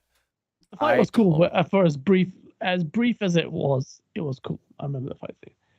I really liked well, kind of liked Halsey's portrayal to a degree, but then it was so haphazard. It was weird. I like the premise of making Cortana evil, but the way Halo Infinite dealt with that, it's just like, oh my god. It's just pacing, story, the failure to reconcile Agent Locke, who I still think is a good character. I think people have an aversion to Agent Locke because of how bad Halo 5 story ended up being in totality of it for most people. But Agent Locke, I thought, still has scope for exploration. But if you liked it, you liked it. I'm not gonna hate you for it, man. That's good. As long as I'm glad you enjoyed it. It's like great. I'm gonna end up looking at your channel next week, and there's gonna be a video. Yeah, there's gonna be a video like Myke was like he's the source video now. It's just... Oh man. All right. There's other stuff going on. I think we're gonna hold till next week because I don't want to hold you too much longer. If you were living where we were, it'd be one thing, but I do want you to get some sleep because you really it's been so great, and I don't. Although if you fell asleep on stream, that might be epic. Oh man! Well, then we will be broadcasting this for a few more hours, though. Oh man! I'm not gonna lie. I'm running on probably 2 hours sleep from last night. All right. So oh man. Okay. I'm not feeling it. I'm not feeling it at all because I'm just having the conversation, man, with you. So don't feel like if you want to talk something, just give me a shout, man. I'm here. As in, don't have to end it if you don't want to. Well, there's other things going on in the industry, other news that I think we can hold until next week. I want to kind of dive into. No news day, by the way. Yeah, so except for some stuff coming out of Sony that does not look good. I don't know if you saw that. There is a. Let me see if I can pull it up real quick because this is this thing going around about how females are mistreated at development studios. Of course, we know about the Activision Blizzard stuff. And it's coming out now for PlayStation? There's some new stuff coming out about PlayStation. There was a gender discrimination lawsuit that Sony had wanted to have thrown out of court, and 8 more women have come forward now about it. So it's not looking very good. They are alleging. I know a buyer for them. oh, I could only hear Colin Moriarty now. Yeah. Which by the way, I like. I even though I disagree heavily with a lot of Colin, I like him. He's at least genuine about what he believes in. Oh yeah. I go after Colin in my source videos, but I actually do like him. He came on our show. He's a really nice guy. Oh well, he may rub people the wrong way because I think gamers tend to be quite leftist. I'm quite moderate in the middle, man, but maybe even left leaning. But gamers, in my opinion, are quite left leaning, and there's a lot of hostility for his more conservative views. And I think that's a bit unfair the way he was handled. And he doesn't shy away from discourse. He will invite the discourse. So. I have no reason to dislike him, and I do respect him. No, I do too. Yeah, I do respect him. I definitely do. But yeah, no, he's far cry from Jason Schreier. And people say, "Oh, Colin is I don't like the comments like in my channel. People are allowed to say it, like Colin Moriarty is such a F fanboy. This, that. I'm like, okay, fine, you can think that, but I'm not gonna like those comments because I disagree with it. And people think that I'm now the avenue for going after him. I'll go after him if he says something I disagree with in terms of comedic value. But I was in his Discord and people were like, when I came after him on the Iron Lords, I didn't come after him. I tried to challenge him on the point. And his Discord, which I'm a member of because I was on a patron to his thing, I saw the people like talking bad about me. He goes, "Oh, Gaz, he looks like a proper prick, and I was like, I just replied to that like, I can confirm that's true. Ah, And then Colin, I was like, and I even said it there. Look, the source may people treat it like the documentary. It's not. It's satire. It's satire. another. It's completely satirical, and it's a meta commentary on myself and everything in the space. There's a lot more to it than just don't treat as literal things. But I will say, a lot of that passion comes from a place, so there may be some truth to the madness. But yeah, generally, well, I've just digressed. This is my ADHD kicking in. Colin's really nice, and a lot of people say, like, again, political views. I disagree with him. To someone who acts for a lot of Israelis and Jews, I disagree with him on the Israel-Palestine issue. And people came up to me and said, "Oh yeah, he's a." I'm like, look, man, that's a serious thing. I respectfully disagreed with him on Twitter. Doesn't mean I hate the guy. People need to have these conversations. We can have like fundamental, serious conversations about serious issues like the Middle Eastern conflict, and I can still get on with people. I still act for a lot of the Jewish and Israeli community, despite having a political view. I can talk to them about it. That's one thing I'll just say this. Jewish people tend to handle comedy better than Muslims typically do. And there's a joke there. I think it was in Weeds was the program, and the cast are a Jewish family, and they're like, "Look, come on, man, we're Jewish, we can handle the jokes," and it's so true. And if I feel like this pressure on me, like part of the Muslim community, let's just be able to take some jokes, man. The Jewish community can take it. Although I do think the Anne Frank thing is too far. I'll be honest, I think that's way too far. I find that uncomfortable, and I'm not even Jewish. Yeah, but obviously you're our cousins, but it's still like that. I find a bit too far, but it's fine. But the comedy, discourse, the freedom of expression, these things are quite important, and I feel like I need to learn from my Jewish cousins. You guys lead comedy, so yeah. So don't. We do have Jackie Mason. We do have Jackie Mason. You have more than that. You own cinema and comedy, like, respect. I have. We have Mel Brooks. We have Mel Brooks. Yeah, yeah, you do. No, I mean it's not just that too. I mean we're a very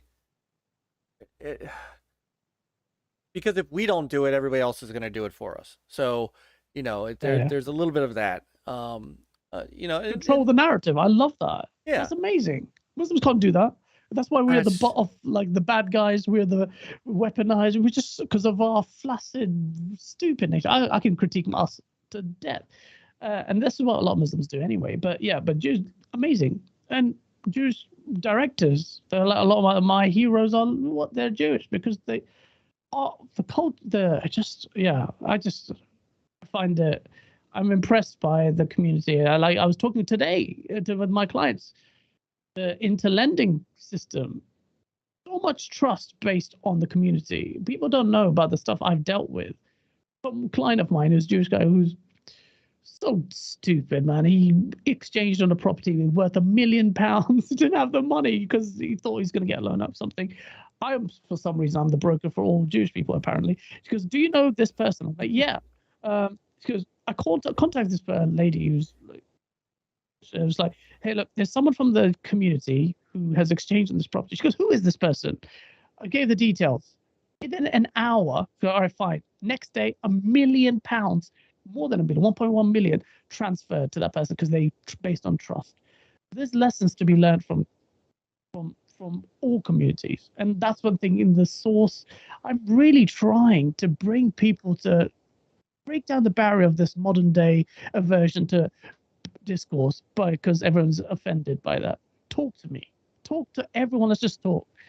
I'm just rambling here. It's probably late in the day, but I just feel like that's what the spirit of the source is. One day someone's going to take offense to something, and really it's coming from the spirit of I genuinely want people to be free in discourse. And source is such a weird avenue for it. Gaming. But yeah, I feel like that.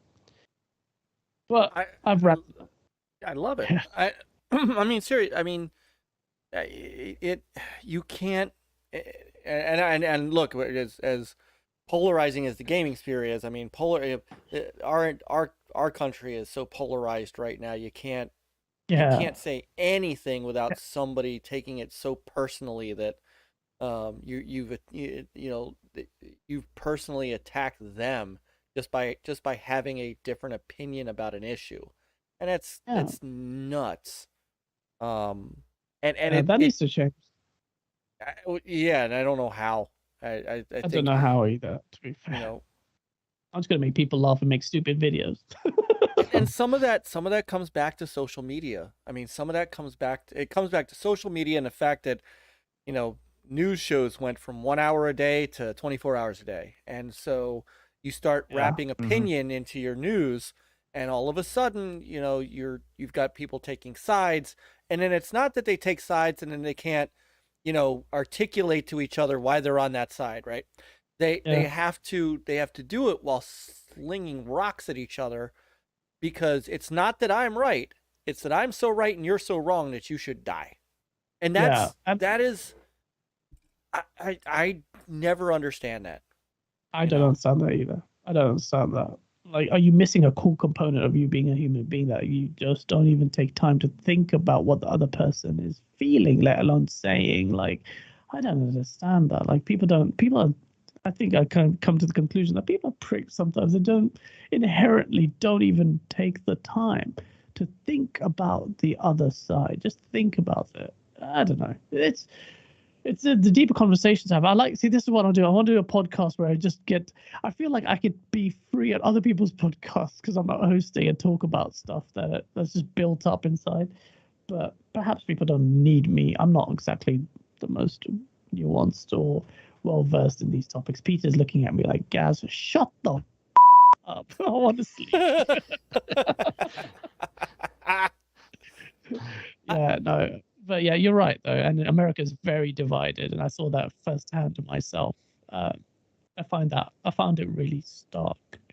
But look, we lead by example. The gaming community is amazing. Like, we literally have people from all walks, and that's what I love about it. And I never anticipated this. A year and a half ago. If you told me that I'd be part of this community, I didn't even listen to a single podcast in my life until I started doing it myself. Now I'll listen to everyone else, and this is like family, and I mean that as like this is my core part of my life, and yeah, I feel like very blessed. Yeah, you keep saying thank Gaz for blessing me. I feel so wrong every time you say that. I'm like, who am I? I'm happy to be here with you guys, man. Well, and then maybe it's because, you know, I do see you as very popular in the circles I'm in. I mean, and Yeah, you but look that at, will switch like that. People will switch like that. They like the video content and put the effort in there. Popularity, that will switch like that. I don't care about that at all. All I care about is the quality of the work. But the more than my quality of work is these circles, these connections. All I care about, really, finding the diamonds in the rough, basically. There's a lot of pricks out there, let's be honest. So yeah, that's why I'm here. That's why as soon as I had this day off, I was like, Myke, I'm free. Let's do it. Just want an opportunity to build some bridges, man. yeah, That's the thing for me. and that started, in 2020 when I ignored Crazy. your first message. Ignored me, you. I love this play button, man.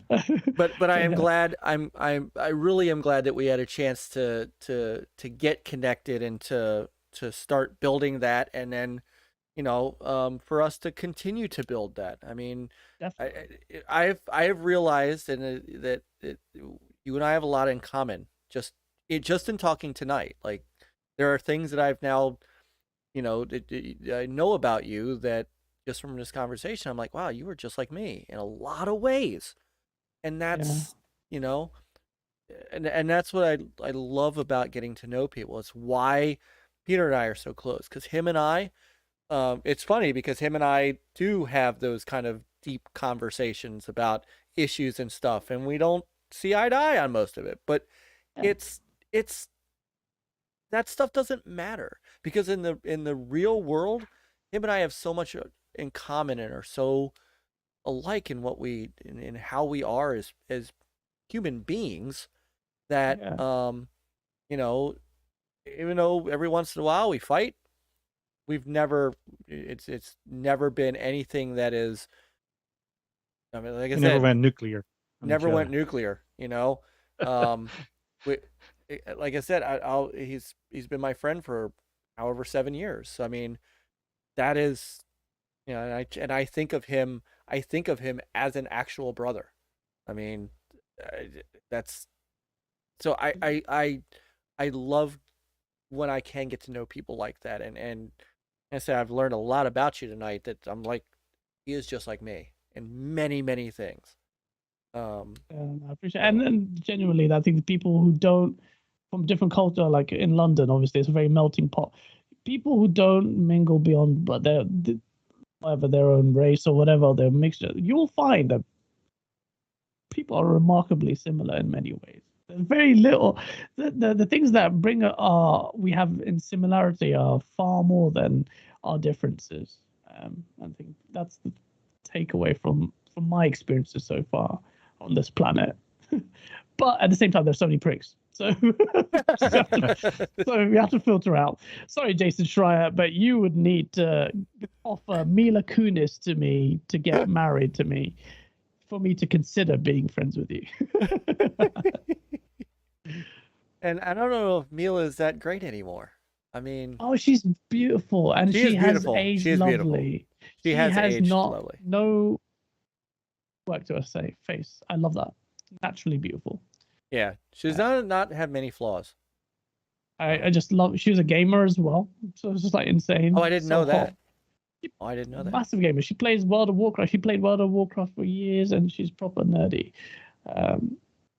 She is just like she's like the ideal wife for me, aesthetically and just mentality wise. If you see on the Hot Ones, watch her on the Hot Ones. That will make you. Well, you probably married the kids. Don't tell your wife. But she's very endearing character. She is. Yeah, like Masshole says, she's part of the tribe. Is she? I didn't know she was. Yeah, she's a proper gamer. No, he's talking about the other tribe. What? Hold on. She's Jewish. No, she is Jewish. Oh yeah, she is. Oh, She was born in Ukraine, actually. Funnily enough. yeah, she is. I did know that. She's Jewish. I did not know she was Jewish. Lucky for me, a Muslim man can marry a Jewish woman. Samila Kunis. Please come. Is this true? Yeah, a Muslim man can marry a Jew or a Christian, but there are three conditions. Such a religious education, they have to be practicing Christian or Jew, and the kids have to be brought up Muslim. I know in Judaism, the mother carries the lineage of the faith, so the mother has to be Jewish. Right? So that's fine. But they have unless to they're converted at birth.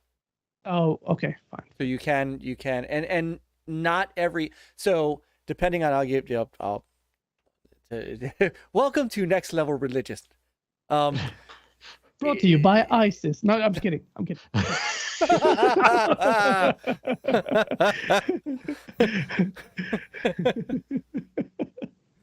The Israeli army, because you can't escape it. Okay. One of my favorite movies, I hate to say it, is because it speaks to all of that shit, is Don't Mess with the Zohan. You don't mess with the Zohan. I knew you were going to say I love that movie to death. Love that movie to death.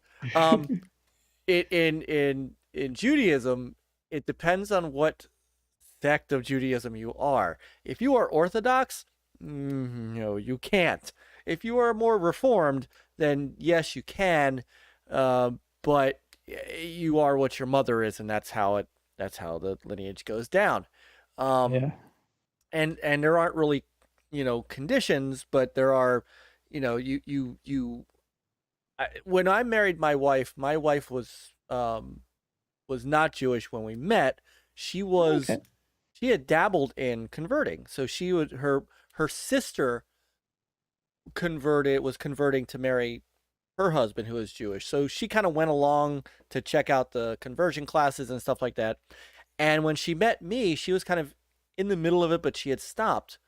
And I didn't really care. I wasn't, thinking of it in terms of whether I was going to marry this woman or not. I was just meeting her for the first time.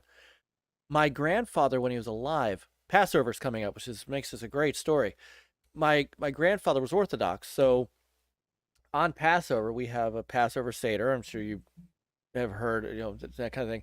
We, as an Orthodox Jew, you don't start Passover Seder till sun goes down because lunar calendar. So Same as us. I brought my wife to a Passover Seder. My grandfather was doing it in a very Orthodox manner. She was so impressed by it that she said, "Okay, I'm going to finish my conversion." And so she converted before we got married.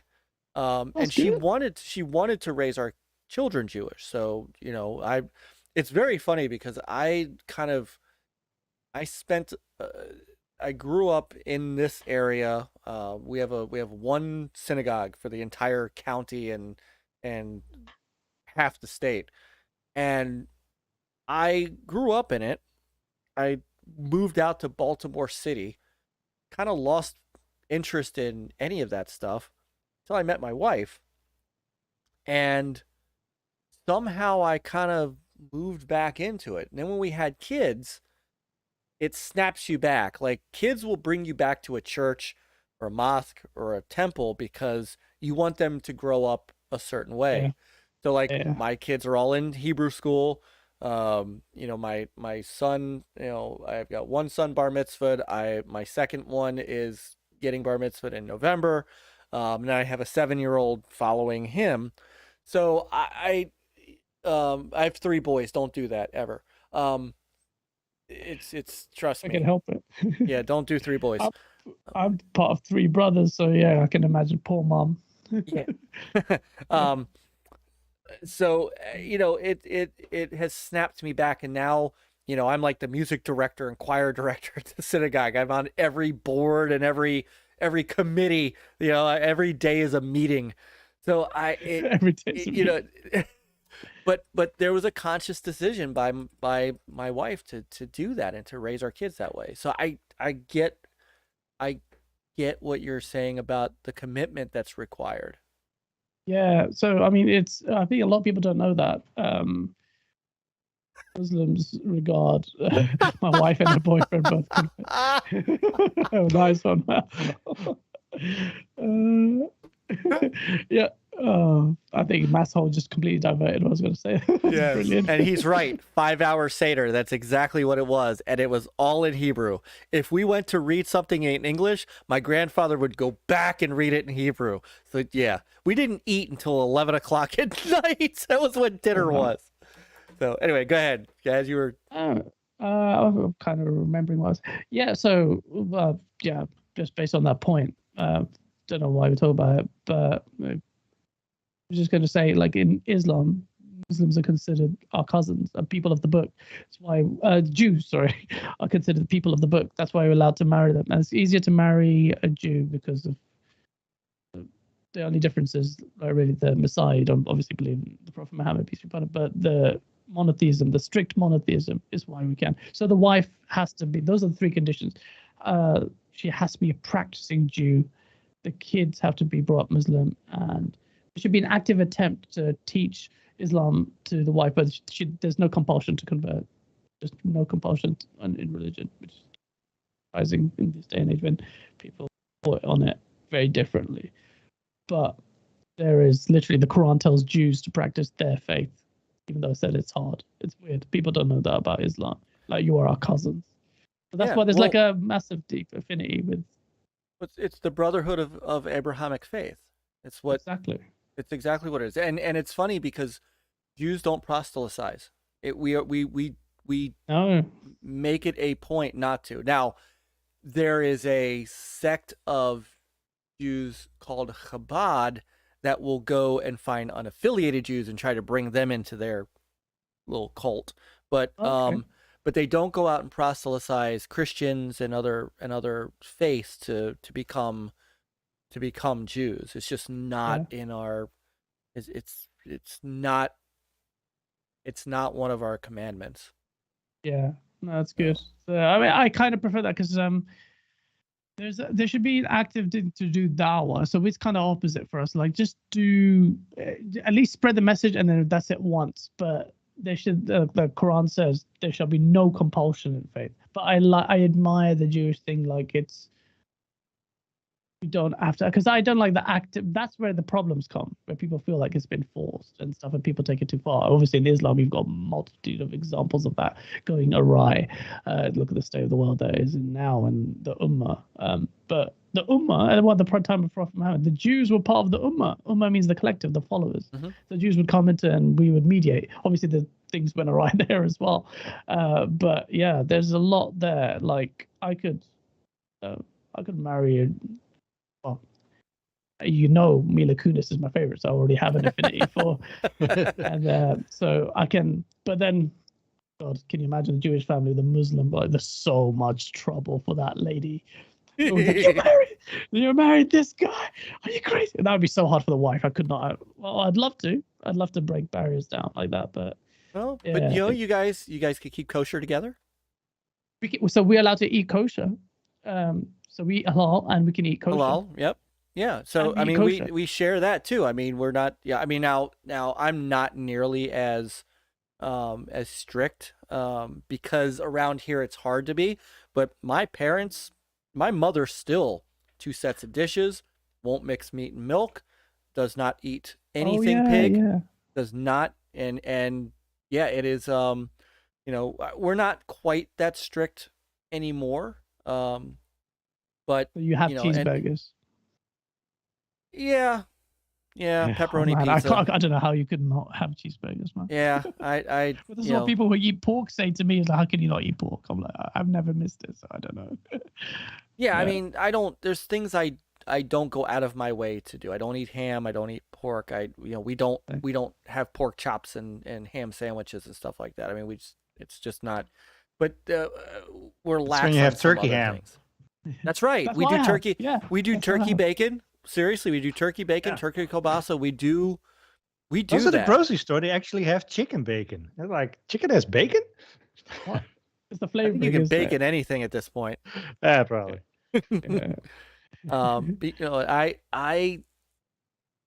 It's amazing how similar we are, Gaz. I mean, really. It's true. That's one thing I just like. I just wish there was more dialogue. I mean, I can't do it. And the gaming sphere, at least it's a small island, we can change things. But I used to say it when I was a kid, my ideal place would be a mosque, synagogue, and a church right next to each other. And just everyone came out of their processions and just chilled as friends. Like that. So you'll appreciate this. So one of the things that we do here, we do have a mosque that's actually down the street from my house, and there is a Methodist church. It's a AME. And every Martin Luther King Jr. birthday, which is in January, we didn't do it this year because of COVID. Last year because of COVID, but what we do is all three. We call it's the group of Abrahamic faith. We get together either at the mosque, at the church, or in our synagogue, and we put together an MLK program every year except during COVID. And it's beautiful because you get to see things that you didn't see before, and you get to hear different perspectives that you didn't hear before. And it is, you find out how similar you are when everything you see on TV is how different you are, and then you see it up hand, and a lot of the things that you are taught to believe are just not there. Yeah, just not true. there. True. It's such a shame. Go to Saudi Arabia and you tell them you're Jewish and see how they'll be so hospitable. They'll treat you. Go stay in the house. Don't pay rent. Stay as long as you want. They're like that. So Saudis are very hospitable. There are problems with all sorts of communities. I'm not saying that they're like thing, but there's so much. I feel like there's, I don't know, it's just constant pressure, especially in Islam. Let's be honest, Muslims have completely lost their way, which was prophesized anyway. And we were just literally in a state of loss. And that's what every sermon on a Friday prayer is about. Like, what are we doing? On the one hand, we've got Saudis selling our faith for land or oil, or blah, blah, blah. On the other hand, we've got these extremists who have been allowed to foster because of our paralysis. There's no mistrust and a complete mistrust. Look at the Jewish community. Such a tiny minority in terms of numbers, yet so influential. So much trust that my client can borrow £1 million from someone he's never met, knowing full well the community has got their back. Yes, they're like pros and cons to it, but there's so much to learn from each other. That's the thing I wish I kind of want to do. As I'm talking to you, I'm realizing that it's fine doing the source and stuff, which I will do, but there should be maybe a more active attempt to bring people together as well, just to have not force it, just talk.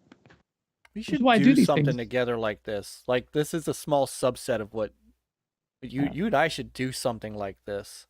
Yeah, and that's not for people who are atheists and stuff like that. Or just everyone, just get involved. Peter, I don't even know what your views are. You've so patiently sat there, Peter. Because I'm a good listener. I love to listen. And... Yeah. I don't know what your views are, but I don't want anyone to feel alienated. It's like, this is your show as well, Michael. So I'm not taking over, but it's like, yeah, we need to do more. And just not be afraid of conversations, because that's what I hate about the woke movement. They postulate this we are holier than thou mentality to dictate rules but not listen. And I don't like that. And that's why I like people like that, to a certain degree, Joe Rogan, although doesn't really know about, and people like that. But I just need to, you have to have more. Just be upfront. Things later on, we can dive down to things that you don't feel comfortable with Islam or that. But before we get into that, just build a rapport. I think there's a responsibility there. And that's not lost on me. And people might think that the source guy, this guy's just out for himself and will take the piss out of anyone just to make content. That's not the way. I think I would point everybody to this show tonight that might think that, because you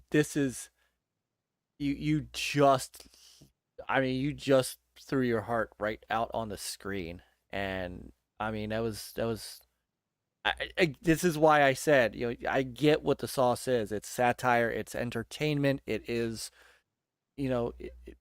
it's who you are in a way. But I think this last, I was supposed to get us out of here a half hour ago, and yet I think I just had one of the best half-hour conversations on something that wasn't gaming that I think we've had in a long time. And CMF, this has been the best gaming chat ever. So, but it was worth every minute of it. Yeah, definitely, man. Definitely. It could make a small difference from whatever gaming time, even like amongst ourselves. This is a bonus. Like, we have had an incredible chat. And in the prospect of maybe having an influence, maybe later on, we could lead some kind of conversation in a world that is, in the West particularly, averse to having conversations. That'd be great. We can lead that. The whole point of GameOnDaily, for God's sake. And GameOnDaily is not meant to abbreviate to God. If people think like you think you're God. But yeah, I will show you the way. Yeah, I'll show you the way. This is the way. That's right. And yes, everyone agrees Jason Schreier sucks. Yes, I think that is something we can all come together on. Oh, great chat. I almost completely forgotten that the original X-Level Gaming liked the Halo 5 campaign. Oh my goodness. All right, it is 6 a.m. where you are. It is 1 a.m. where I am. Yep. I have to go to work too. I know Peter stays up, but I got to get some sleep. But yeah, I'm serious, guys. This has been wonderful. And, getting, a little different than what you do over there. And I think that's a wonderful thing, because it gives people a chance to see a different side. Yeah, and I would point anybody who has a problem with you over to here, because they won't when they're done. I can't figure that out. But I want to thank you so much. This was awesome. Honestly, thank you for having me on here. It's my honor and a pleasure. honestly, and I can't wait to do it again. I can't wait to have both of you on our show. It's got to organize that. It's going to be sick. And Yeah. no, and genuinely, like, like I said what I meant in my DMs. If you need me, just give me a shout, man. I'm here. And same, and I hope we get to have more conversations like this as we go along, because I think it's great. And at the same time, you know, you ever get that itch and you're like, hey, I'm off on Friday. Let me hit up Myke. Let me hit up Peter, and 100%. we'll make room for you. I mean, Yeah. any time you want to be on, you are welcome here. Let's keep the conversation flowing beyond the shows. Let's do that. I agree, 100%. Oh, so I put the YouTube in the chat, and I did put your Twitter, and I think I put the YouTube in the description. Where else can they find you? OnlyFans soon, maybe. I don't know. That's the really. That's it. Really, honestly, find us there. You can reach out, Twitter DMs. I try and respond at the time. And yeah, just reach out there. Those are the things. The main channel. We've got a source video. It's officially. Oh wow! It's officially the 1 year anniversary of our source material. Oh, congratulations! Happy anniversary! Thank you. This time last year, I imposed my ugly mug to the rest of the world in close camera. My first source video. I didn't realize I was going to brand it as source, and that was the first ever episode. So later today, when I've finished filming my monologue, I've done the skit. We have a source video about our good friend Shavira. This console warring in the OR. So I hope you like it. And I have another source video in the works when I'm in Italy next week, which could be pretty epic. That's all I can think about source. Thank you so much, everyone. And thank you, guys. chat. Yes, chat was great tonight. And you know what? This is what we're all about. Absolutely. Thank you. Thank you, Peter, as well. I feel guilty. I talked so much and I didn't get... Oh, that's so good. I mean, I've listened to your stories and your stuff. So, and the sauce. And the sauce is coming for you, Peter. Yeah. Bring it. Bring it. Masshole says you can find Gaz sleeping for the next few days. No, Thank you, Dark. Dark said, seriously, we're all blessed for having been a part of this today. Well, we're blessed for having you guys. Peter and I always say this, and Chris when he's here, when he's not in Disney. He'll be back next week, though, by the way. He's coming home on Sunday. That, you know, without you guys in the chat, without you guys who show up, you know, it's not the hundreds of people that everybody else gets, but the group that we have here that hangs out, like Masshole and Dark and Dread and Sister Lupa and Hasslehoff and hey, Pop Jake rolled in. Hey, how's it going? He caught me on a live stream on Monday, and I'm sorry he slipped in there with a how you doing? Great to see you again. And Scott and Geeks and DJ Seed, all the awesome people that are here, Jacob Livingston. I can go on and on and on and on. Without you guys, we can all go into an Xbox Live party and just talk all night. But this is what it's all about. And Brother Yobi was here, and just being able to interact with our gaming family, and it just that's what makes it fun for us, and that's why we're up till 1 a.m. and 6 a.m. and everybody said, "Yep, Yobi's still here." But you know, thank you guys so much. Oh, whoa! Dark CMF became friends with NLG. Oh, thank you, brother. I will get you added to the outro videos as soon as possible. Brother Nick is still here. Brother Geeks with Cash, one of our Gamers United guild. God, I even forgot to tell you that's why we built. You know, we created this Gamers United guild to do exactly what we've been talking about tonight. Get together all these like-minded, positive, fun people that just, you know, don't want to bring that negativity into the world. And, you know, Nick is part of that, and Yobi is part of that through Retro Renegades, and we've had a number of other people who are part of that. And it's just, you know, if we can we can make somebody smile, right? You make somebody smile, somebody laugh, somebody feel good about themselves, somebody feel good about being a gamer, then, and that's those are the riches. That's how you get rich.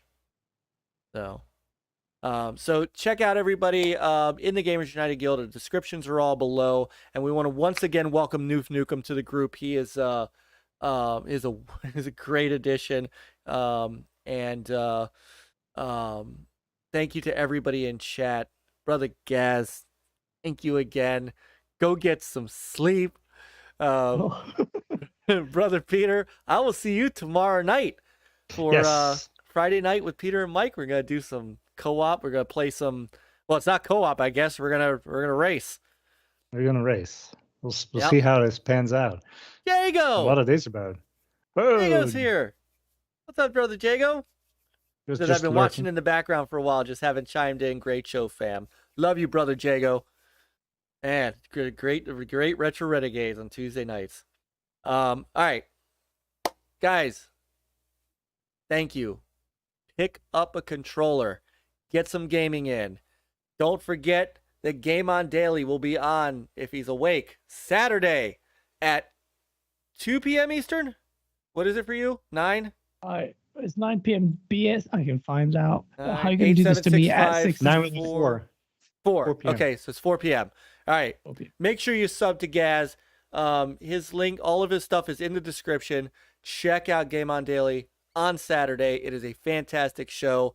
Asa is a great dude as well. Can't wait to get him on here, and we can't wait to be on with you and immerse ourselves in the sauce over there. Can't wait. It's gonna be brilliant. Yes. Come out like did you ever see the movie Carrie?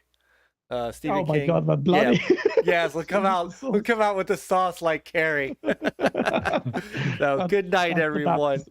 Thank you. Oh, and pick up a controller, get some gaming, and we will see you guys tomorrow night for some co-op streams. And then I'll be back on Monday night for a retro stream, and then we'll be back here Thursday at 9. Chris will be back in the house, and we've got lots to talk about. So thank you, everyone.